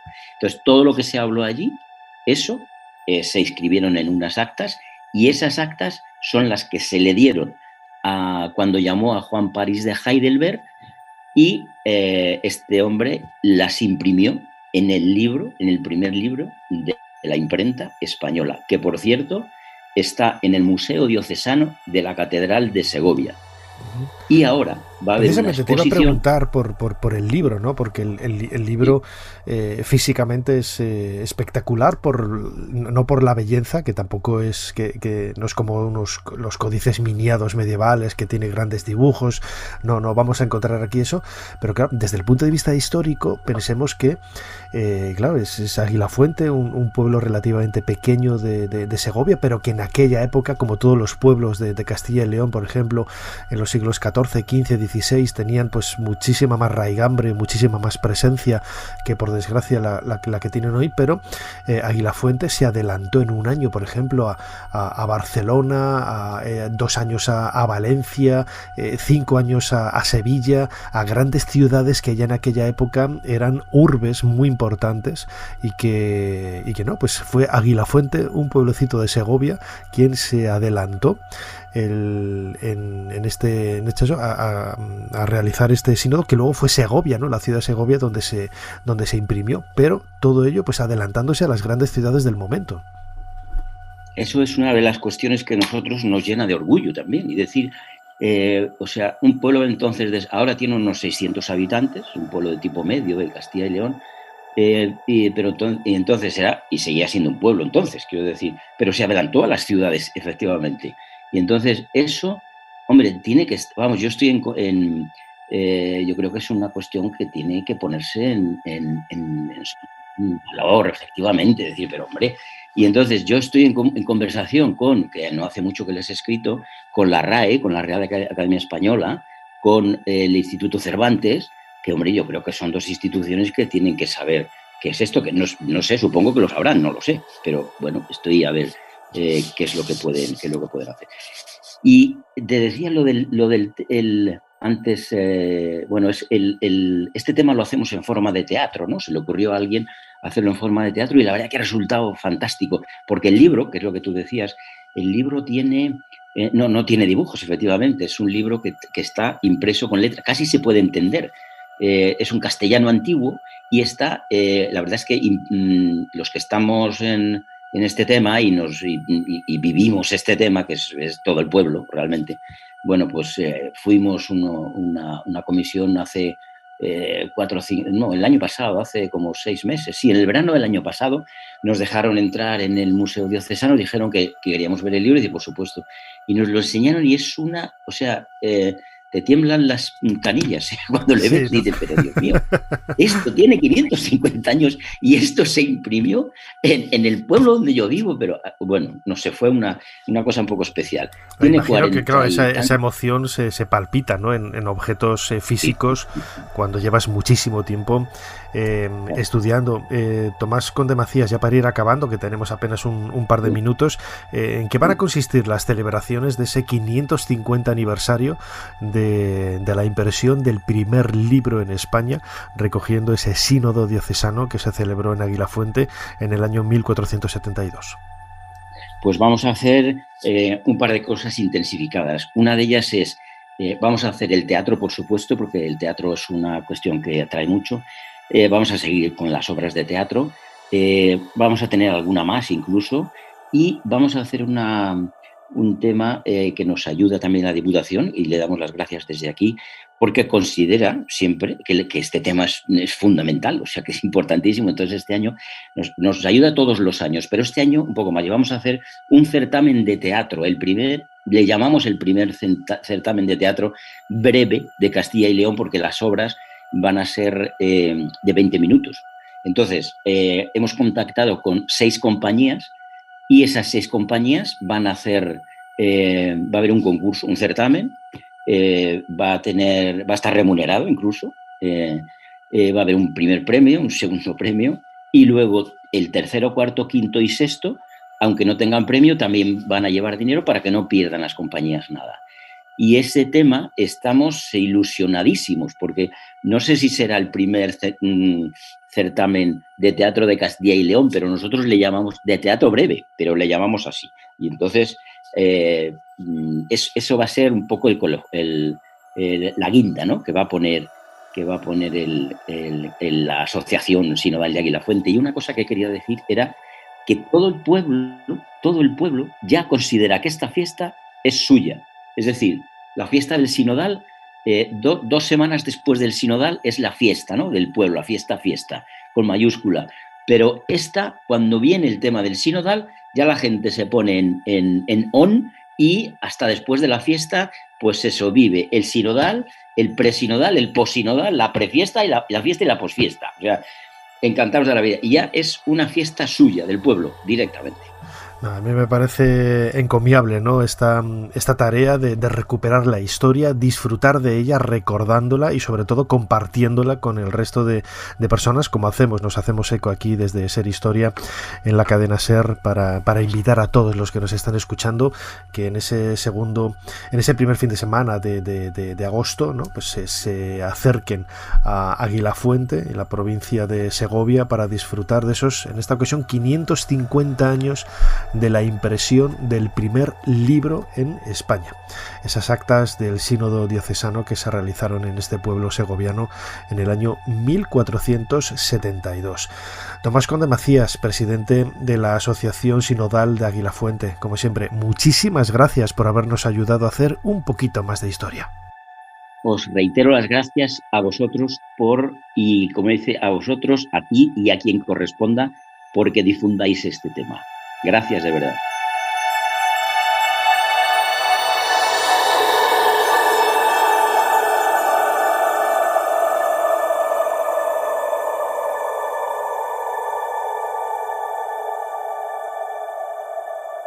Es un carnero de lapislázuli con patas de oro. Irónico que se apoye en el árbol de la vida, encontrándose en un lugar tan lóbrego. Los cadáveres tienen los brazos doblados sobre el pecho. Algunos de ellos llevan una copa junto a la boca. ¿Piensas lo mismo que yo, Leonard? Parecen sirvientes reales que siguieron una comitiva fúnebre para luego inmolarse junto a los restos del monarca. Ser Historia. Madrugada del sábado al domingo. Con Nacho Ares. Cadena Ser.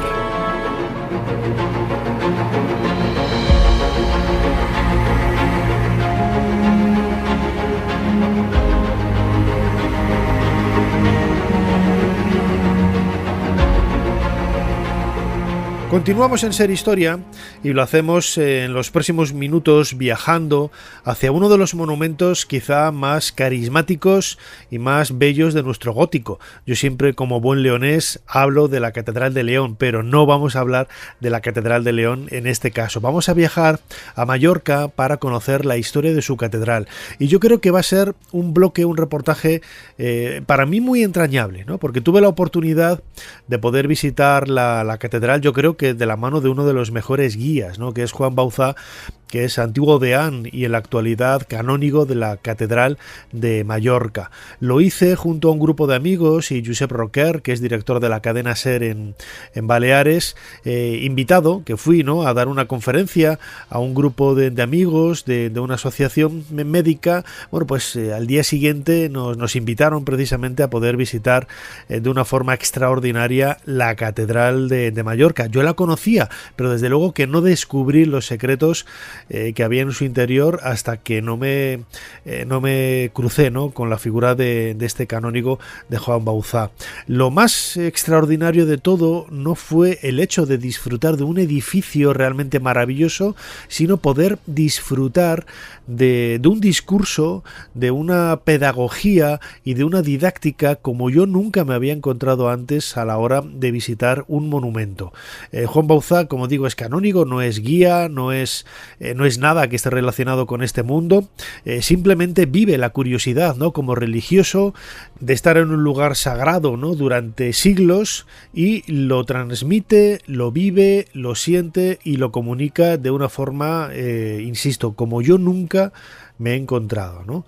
Vamos a escucharle con ese ambiente que tiene la catedral vacía, uno de los espacios más diáfanos y más hermosos que podemos encontrar en el gótico mundial. Vamos a escucharle precisamente explicando algo que lo tenemos tan asumido, tan normalizado y que quizás pasamos por encima en muchas ocasiones, ¿no? Que es saber qué es una catedral, por qué se la llama así, cuál es su finalidad, cuál es su sentido y cómo nace, ¿no? Tomando como trasfondo precisamente esta catedral de Mallorca. Esto es lo que nos ha contado Juan Bauzá sobre precisamente qué es una catedral, qué es este edificio tan importante de la Edad Media. Catedral viene de un mueble muy concreto, muy preciso, que todos tenemos en casa y que es una silla. Una silla en griego es cátedra. De allí que nosotros recordamos haber empleado muchas veces la palabra catedrático, porque es aquel que en una aula primero preside, desde aquella silla, suele estar un poquitín más alta que el alumnado, preside, enseña y congrega a un grupo en la unidad de una atención, de una lección, de una preocupación, de tal, ¿no? Entonces, esto es cátedra en griego. Esta silla que nosotros tenemos enfrente, donde parece que hay una hornacina o capillita, allí está, abajo, que es de un colorido un poquitín más blanco, pues la silla del obispo. Este pequeño mueble es el que da nombre a todo el conjunto. Esto es habitual en los diccionarios y en las etimologías. Por ejemplo, nosotros llamamos un día de 24 horas, pero que incluye el nombre de día, da nombre a todo el conjunto, aunque no sea de día. Hombre, durante mucho tiempo, ha significado el género humano, que integra hombres y mujeres, ¿no?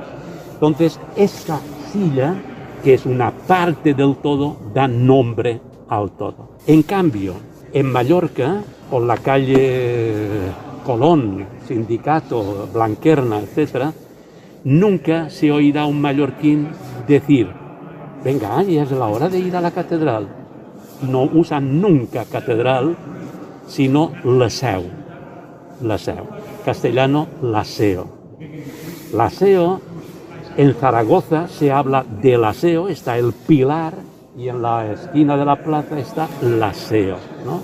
En el mapa de España hay la seu de Urgell, ¿no? Esto hablamos con otro nombre, distinto a la Catedral de Sevilla, la Catedral de León, la Catedral de Toledo, la Catedral...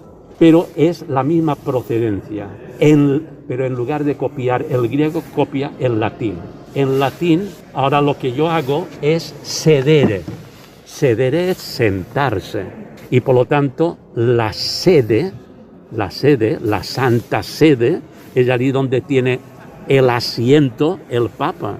Pues este es la seu. Cátedra y seu es lo mismo.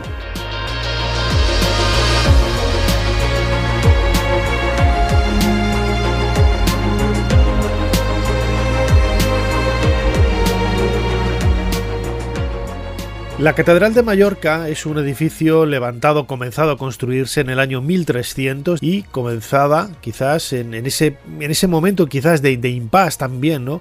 Como sucede con todos los grandes edificios, a lo largo del siglo XIV recibió pues añadidos, remodelaciones, vueltas a empezar. Esto es algo cotidiano en muchos edificios góticos, pero como decía al principio, es uno de esos grandes hitos de la historia de la arquitectura por su altura, por su anchura y sobre todo dentro del contexto que le da el gótico. Tiene mucho sentido, ¿no? Porque se consiguieron por primera vez una serie de hitos en la arquitectura que luego no han sido repetidos en otros lugares de Europa con este mismo estilo artístico. Vamos a escuchar de nuevo a Juan Bauzá, que nos está hablando precisamente de esa anchura, de ese espacio, de esas columnas tan estilizadas que alcanzan una altura extraordinaria en la Catedral de Mallorca. La Catedral de Mallorca es una de las catedrales del mundo de estilo gótico. Y estilo gótico temporalmente significa Edad Media. Antes de la Edad Media no se hacía el gótico, después se han hecho, en todo caso, neogótico. Pero el gótico es de la Edad Media. ¿Cuál es la diferencia, diríamos, aún del gótico de esta catedral? Primera, es la catedral más espaciosa del mundo. Espaciosa, aquí quiero que venga de espacio.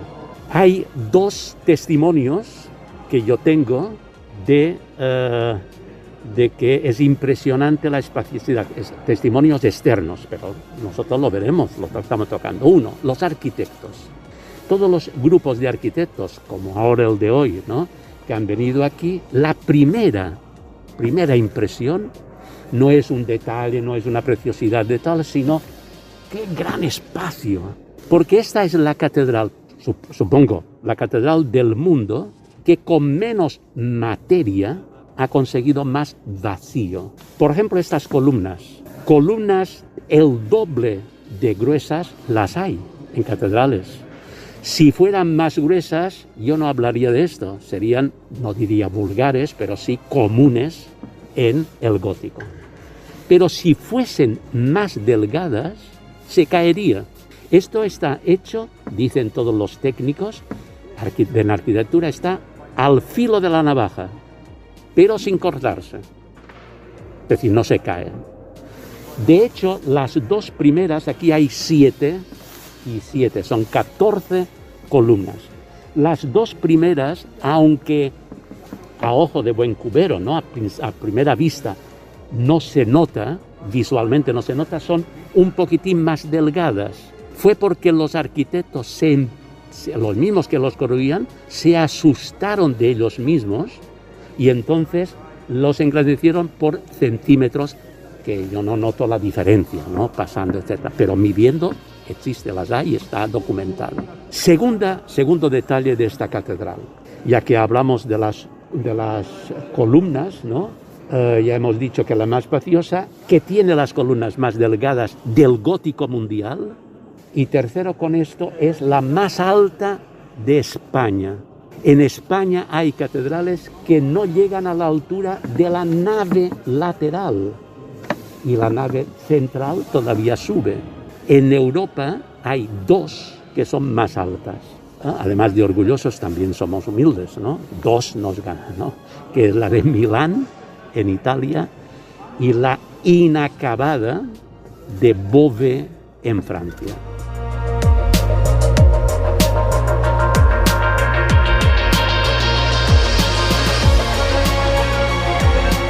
Una de las características que marca un poco la historia más hermosa de la Catedral de Mallorca, con ese inicio en el siglo XIV, para legarnos uno de los edificios del gótico más hermosos del mundo, es precisamente su ubicación y estar en un entorno natural con esa vista al mar que casi parece, desde algunos puntos de la isla, cuando la observas, que parece que está navegando, ¿no?, sobre las aguas del mar Mediterráneo. Es una historia que, como vamos a escuchar ahora en la voz del canónigo Juan Bauzá, toca un poco, ¿no?, la fibra sensible de los mallorquines, y sobre todo cuando esa famosa novela La Catedral del Mar de hace unos años realmente no está haciendo referencia a esta catedral, sino hace, como lo vamos a escuchar, a una iglesia que ni es catedral ni está mirando al mar, ¿no? Pero que marca un poco, como digo, esa belleza, ¿no?, desde el punto de vista estético, más cuando precisamente es una de las características propias, ¿no?, que va a marcar la historia y el ímpetu de los constructores que estuvieron alrededor del proyecto de la Catedral de Mallorca. El románico ya quedaba atrás. El románico había ofrecido una serie de elementos arquitectónicos que quizá no encajaban, ¿no?, con lo que se buscaba con el nuevo código de creencias o el nuevo código de actitudes y de credos que estaban desarrollándose en Europa en la Edad Media, ¿no?, a partir de ese siglo XII-XIII, y que marca un poco el destino de muchos edificios, de muchas grandes ciudades, ¿no? Juan Bauzá nos lo va a explicar de una forma brillante, como decía al principio, con esa didáctica, con ese verbo, con esas expresiones tan cercanas, tan fáciles de entender, que no es fácil, insisto, encontrarse un guía improvisado en esta ocasión, como es su caso. Es una catedral, como vemos, de las más típicas de las catedrales góticas, que es de 3 naves. Las hay de una. Por ejemplo, la de Gerona es una nave, pero dicen ellos, con razón, que es la más ancha del mundo, de una nave. Luego hay de 5, la de Milán es de 5, la de Colonia son perfectas, ¿no?, son majestuosas, de 5. Esta es de 3 naves. Otra característica de especialidad y de originalidad de esta es la situación. Es la Catedral del Mar.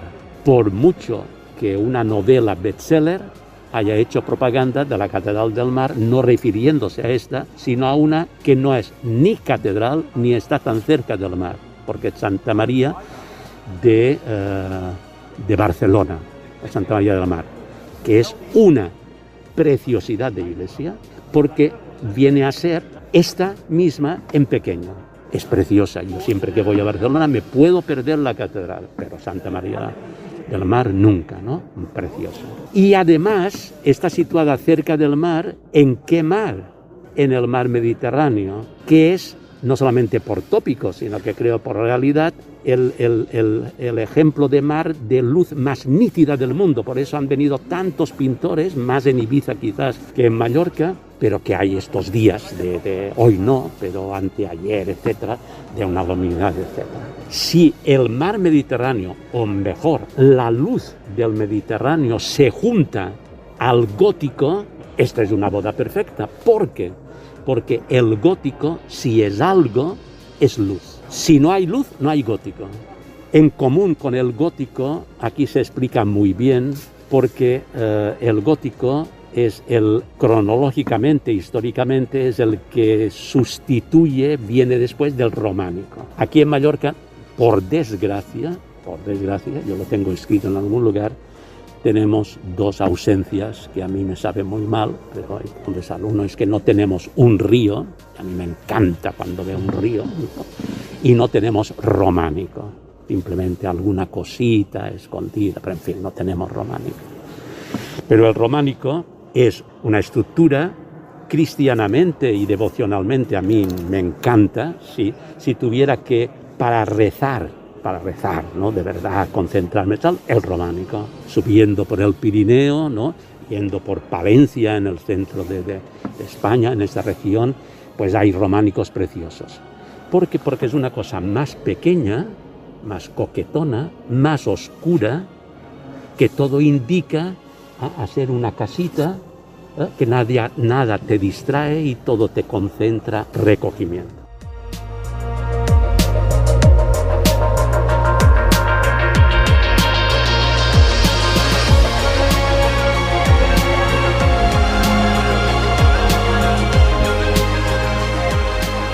Uno de los grandes logros del gótico es precisamente el control de la luz. La luz, como vamos a escuchar, es una representación física casi de la idea divina, de la idea de la divinidad, del concepto de Dios, algo que nosotros en nuestra cultura cristiana hemos heredado de otras tradiciones que hoy consideramos paganas, ¿no? Lo hemos comentado en muchas ocasiones aquí en Ser Historia, esos paralelos que hay entre los rituales de los primeros cristianos y que hoy todavía seguimos utilizando con esas religiones solares del mundo antiguo, especialmente la egipcia, ¿no? El hecho de orientar las iglesias hacia oriente, hacia el este, y que el sacerdote en un principio diera la misa de espaldas a los feligreses, observando cómo aparecía el sol por el este al amanecer, no es más que un eco, un recuerdo de esas religiones solares en donde el sol era la divinidad más importante y que luego en la tradición cristiana se absorbió a la figura de Jesús, ¿no? De ahí que en el Evangelio de Juan Jesús se ha definido como la luz del mundo, ¿no? Un guiño muy claro, muy cercano a esta tradición, como digo, pagana entre comillas, que nosotros hemos heredado en el cristianismo. Pero esa luz se expande, ¿no?, por todo el interior de las catedrales góticas y, como vamos a ver, por el interior de la Catedral de Mallorca, por medio de vitrales, por medio de rosetones, algo que no solamente va a hacer inundar de luz el interior del edificio, sino también hacerlo jugar, ¿no?, con esos colores que se van formando con las vidrieras, ¿no?, recreando escenas del Antiguo Testamento, del Nuevo Testamento. Por ejemplo, estaba pensando ahora en la Catedral de León, mi querida Catedral de León, con esos vitrales auténticas joyas, ¿no?, del gótico, pero que ese barrido de luces multicolor lo que permitía era no solamente un juego estético, sino sobre todo un juego simbólico, un juego mágico que hacía interpretar al feligrés un poco el entorno en el que estaba, ¿no?, que no era solo una casa grande de piedra, un edificio maravilloso, sino que tenía luz, algo que quizás en aquella época no era medido como algo físico, pero sí que llegaba al corazón, ¿no? Llegaba al corazón y les transmitía ese tipo de ideales que la Iglesia en aquel momento intentaba dar a conocer a través de las Sagradas Escrituras. Jaume Bauzá nos cuenta, canónigo de la Catedral de Mallorca, nos cuenta cuál es ese giro en el románico al gótico por buscar la luz, quizá una de las grandes estrellas en la historia de la arquitectura religiosa de todo el mundo. Hay un gran cambio en Europa, que es que de la agricultura ya se empieza a tener importancia no el campo, sino la ciudad. No los payeses agricultores, sino los burgueses. Burgueses viene de Burgos, y Burgos, un burgo, era una ciudad, lo que empezaba por una ciudad. Entonces, el cristianismo pues se encontró que ya no había pocas personas dispersas, sino muchas personas concentradas en burgos, en ciudades. Tenía que hacer, si quería estar con la gente y hacer gente, tenía que hacer casas de Dios, iglesias más grandes para esto. Entonces aquí surge el gótico, surge la ciudad episcopal, ¿no?, y surge la catedral. Claro, al ser más grandes, había un abad, y esto es la historia reciente, que era el abad Siget de Saint-Denis de Francia, relativamente cerca de París. Este abad Siget pues quiso que entrase la luz como gran protagonista, porque se enseñaba por todo, se empeñaba tal, que la luz era lo más parecido a Dios. ¿Por qué? Por 3 motivos. 1, porque era lo más grande, solo lo más grande.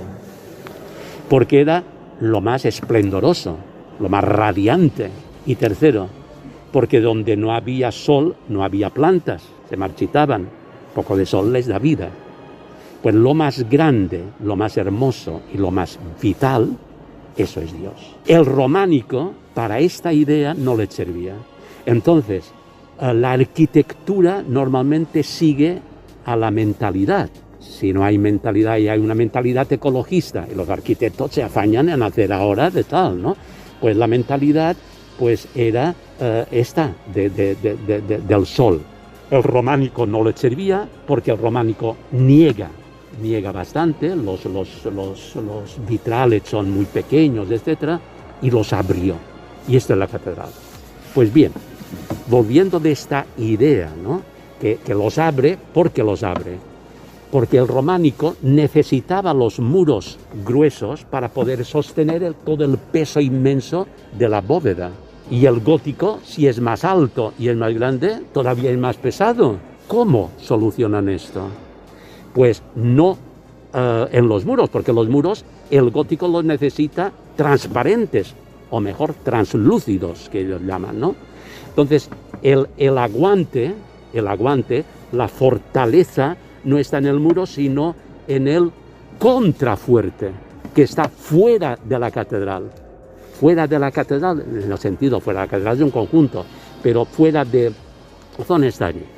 Y como está muy lejos de este muro, debe haber algo que medie entre el muro y el contrafuerte. Y es un arco que bota la fuerza que empuja, entonces la mete en el contrafuerte. Este arco que bota es el arcbotante, los arbotantes, ¿no? Bueno, entonces, haciendo este truco, este ingenio arquitectónico, logra la posibilidad de que yo pueda horadar los muros y hacerlos translúcidos.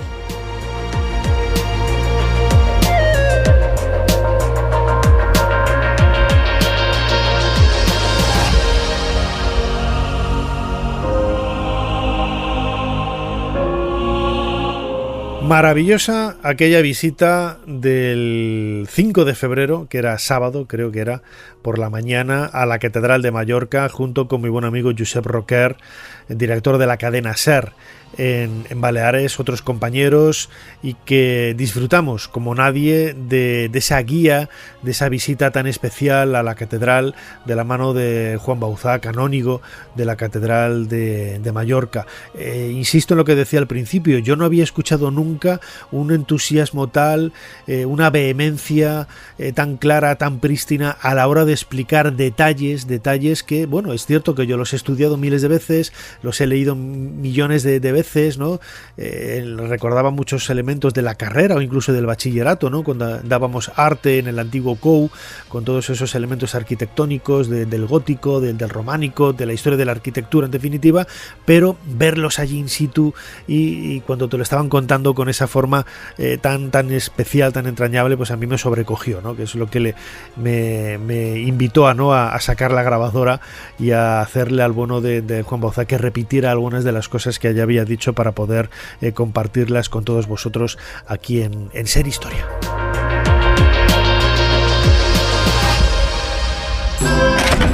Doña Ana de Mendoza, princesa de Éboli.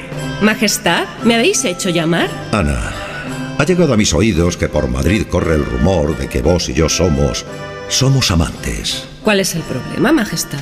Bueno, soy un rey cristianísimo y... Majestad, dejadlo estar. La historia necesita canela para aderezar sus platos.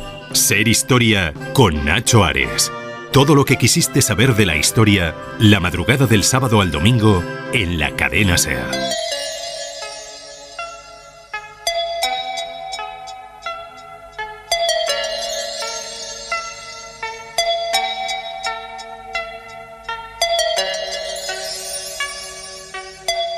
José Francisco Sanz Requena, bienvenido de nuevo a Ser Historia. Hola Nacho.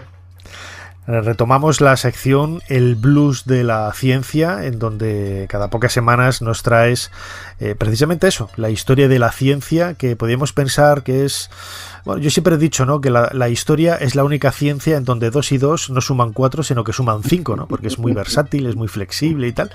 Pero en este caso la ciencia sí que es cierto que suman 4, cuando sumas 2 y 2. Tú eres profesor de astrofísica en la Universidad Miguel de Cervantes de Valladolid y también de la Universidad de Valladolid.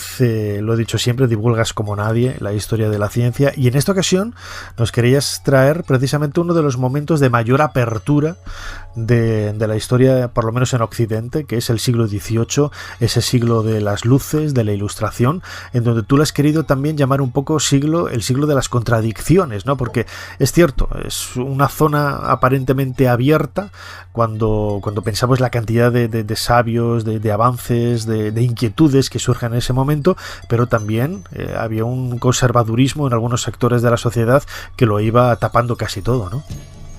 Sí, es que sobre la Ilustración realmente se podría hacer un blues, ¿eh? Yo sé que este tipo de música no te va mucho, pero el blues que siempre cuenta historias tristes y tal, pues es que de la Ilustración se podía hacer un blues estupendo. Pues sí, es que ese siglo XVIII donde la razón debe ser la generadora no solamente de la ciencia, ¿no?, sino también de la política, la economía, la filosofía, la sociedad, pues yo entiendo que es un siglo pues un poco contradictorio. O sea, yo en la Ilustración veo unas cuantas contradicciones, ¿no? Tenía que ser un pensamiento libre de esas supercherías, ¿no? Abajo la religión, que se decía, ¿no? Sin embargo, pues yo encuentro ciertas contradicciones, sobre todo en lo que son las bases, ¿no?, de esa Ilustración. Si cogemos 3 personajes importantes, ¿no? Francis Bacon, Descartes y Newton. Francis Bacon hablaba del empirismo, pero es que resulta que si coges a Francis Bacon, pues es que nunca hizo ciencia, dijo cómo había que hacerla. Si coges a Descartes, nos dijo que cómo había que pensar, pero realmente aportaciones científicas, por lo menos entiendo yo, nuevas, pues tampoco las hizo. Y Newton, pues sí, en un par de años Newton nos dio una matemática maravillosa, nos dio una física maravillosa, pero es que la mayor parte de su vida pues estuvo centrado en cuestiones pues religiosas o incluso esotéricas, ¿no? Se ocupaba mucho de la piedra filosofal, la genealogía de los patriarcas bíblicos. Es decir, que yo creo que estos 3 referentes de la Ilustración pues no complican exactamente con los cánones de las cuales nos habla la Ilustración, ¿no? Has mencionado, por ejemplo, la figura de Descartes. En Descartes yo creo que cuando se habla de él nadie lo relaciona con la ciencia, lo relaciona con la filosofía, ¿no?, con el pensamiento, sí. la forma de plantear el mundo, que es cierto que también tiene su prisma científico, pero desde luego que no ha pasado a la historia como un matemático, un científico, un físico, sino como un filósofo. Sí, yo me acuerdo cuando estudiamos, ¿verdad?, filosofía en COU, sí. Pues había un tema de Descartes, pero exactamente, no, lo conocemos sobre todo como filósofo más que como científico. Como matemático yo creo que fue bueno. Como físico yo diría que no tanto. Pues todos hablamos de las coordenadas cartesianas, ¿verdad? Pero más de allá como que la cosa se nos queda un poquito corta. Pero bueno, lo que te decía es eso, que al final toda esta Ilustración se construye con referentes que yo creo que tampoco tenían que ver demasiado, ¿no?, con la filosofía que entrañaba la Ilustración. Además, uno de los pilares, ¿no?, sobre los que se sustenta la Ilustración es, aparte de esa persecución de las supercherías, de la religión también, ¿no?, porque era considerado una superchería, era el poder difundir, ¿no?, la ciencia a todo el mundo, lo que también acarrearía sus problemas, ¿no?, sobre todo con la Iglesia, en el sentido de ese estatus tan conservador que tenía gran parte de la sociedad. ¿Cómo tomó la sociedad del momento la posibilidad que tenía de poder aprender defender ciencia y en unas ocasiones unos lo hacían y otros no. Sí, la verdad es que, o sea, era el tema de la ciencia al alcance de todos. Antes, cuando me has presentado, hablas de divulgador y tal, sí. Pues un poco, sería un poco esa idea, dando siempre un cierto rigor científico. Es decir, que independiente de lo rico o pobre que fueses, independientemente del estatus social que tuvieses, pues la idea es que todo el mundo tuviera acceso a lo que es la ciencia. Así que es verdad que, fíjate que también muchos inspiradores de todo esto, Copérnico, Kepler, Galileo, pues es que eran realmente gente que lo pasaba muy mal desde el punto de vista económico, ¿no? A excepción de Newton, que parece ser que sí que tenía dinero, pero se lo tenía que dar a su madre y tampoco contaba como una persona rica. El resto es que, o sea, la clase social era bastante baja, lo cual además que choca con el tema de que muchos científicos de la Ilustración después se hacen aristócratas, ¿no? O sea, había que democratizar la ciencia, pero es curioso, ¿no? Si coges por ejemplo, a Carnot, pues un personaje importantísimo, ¿no? En el mundo de la termodinámica, pues termina siendo ministro de la guerra. Gaspar Monge, pues fue conde y ministro. Laplace, conde y marqués. Lagrange, pues también fue conde. Es decir, que toda esta gente, al final, pues termina siendo parte de lo que era la aristocracia. Por eso también creo que es un poco contradicción, ¿no? Con la idea o filosofía de lo que planteaba la... Y según te estaba escuchando, Fran, hay otro detalle, ¿no? Es cierto que se dan muchos avances científicos en el pensamiento y en la propia física, en la propia investigación material sobre todo en óptica, por ejemplo, y muchos de esos nuevos inventos se utilizan para apoyar o fomentar más supercherías, ¿no? Me estaba acordando, según te estaba escuchando, por ejemplo, de las fantasmagorías que aparecen precisamente en el siglo XVIII, esas proyecciones, ¿no?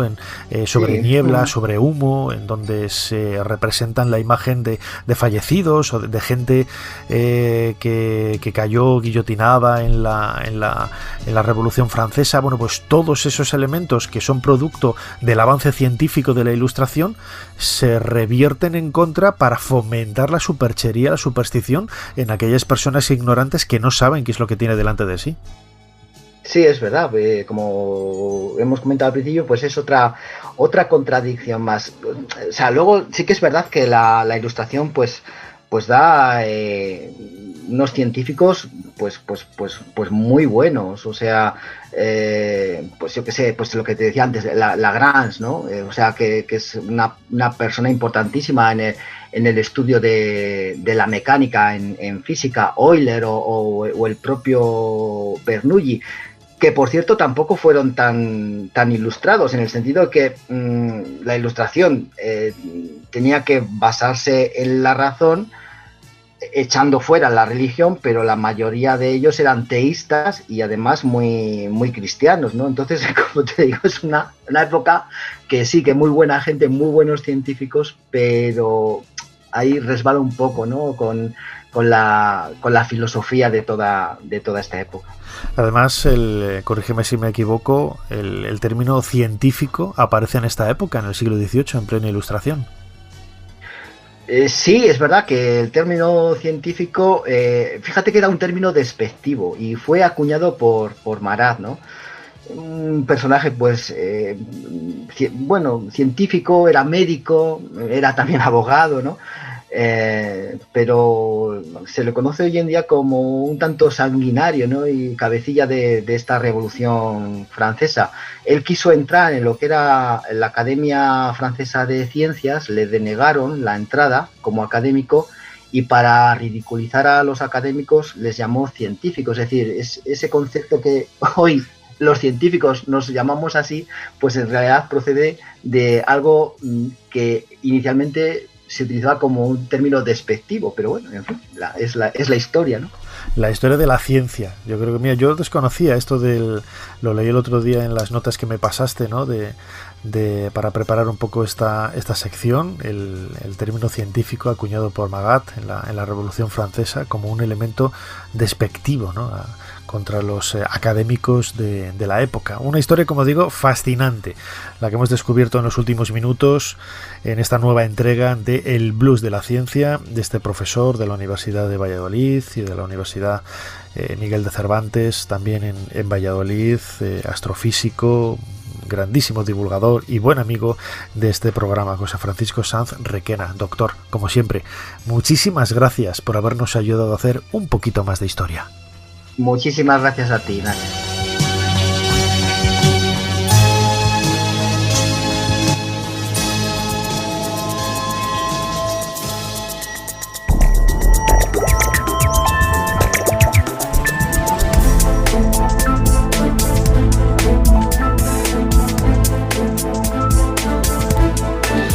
Hasta aquí este nuevo programa de Ser Historia. Como siempre, recomiendo que vayáis a los podcasts de Ser Podcast para poder escuchar la versión completa del mismo. Siempre en la emisión, en la madrugada del sábado al domingo, ofrecemos casi 59 minutos, una hora, pero el podcast completo, ¿no?, en ocasiones de casi 2 horas, queda colgado en los podcasts de Ser Podcast. Como siempre, Fermín Agustí ha estado en la producción, Ana Caballero controlando las redes sociales, Chumi en esta ocasión a los mandos de esta máquina del tiempo, y delante del micrófono vuestro humilde servidor Nacho Ares. Les dejamos con más entretenimiento y cosas aquí en la cadena SER.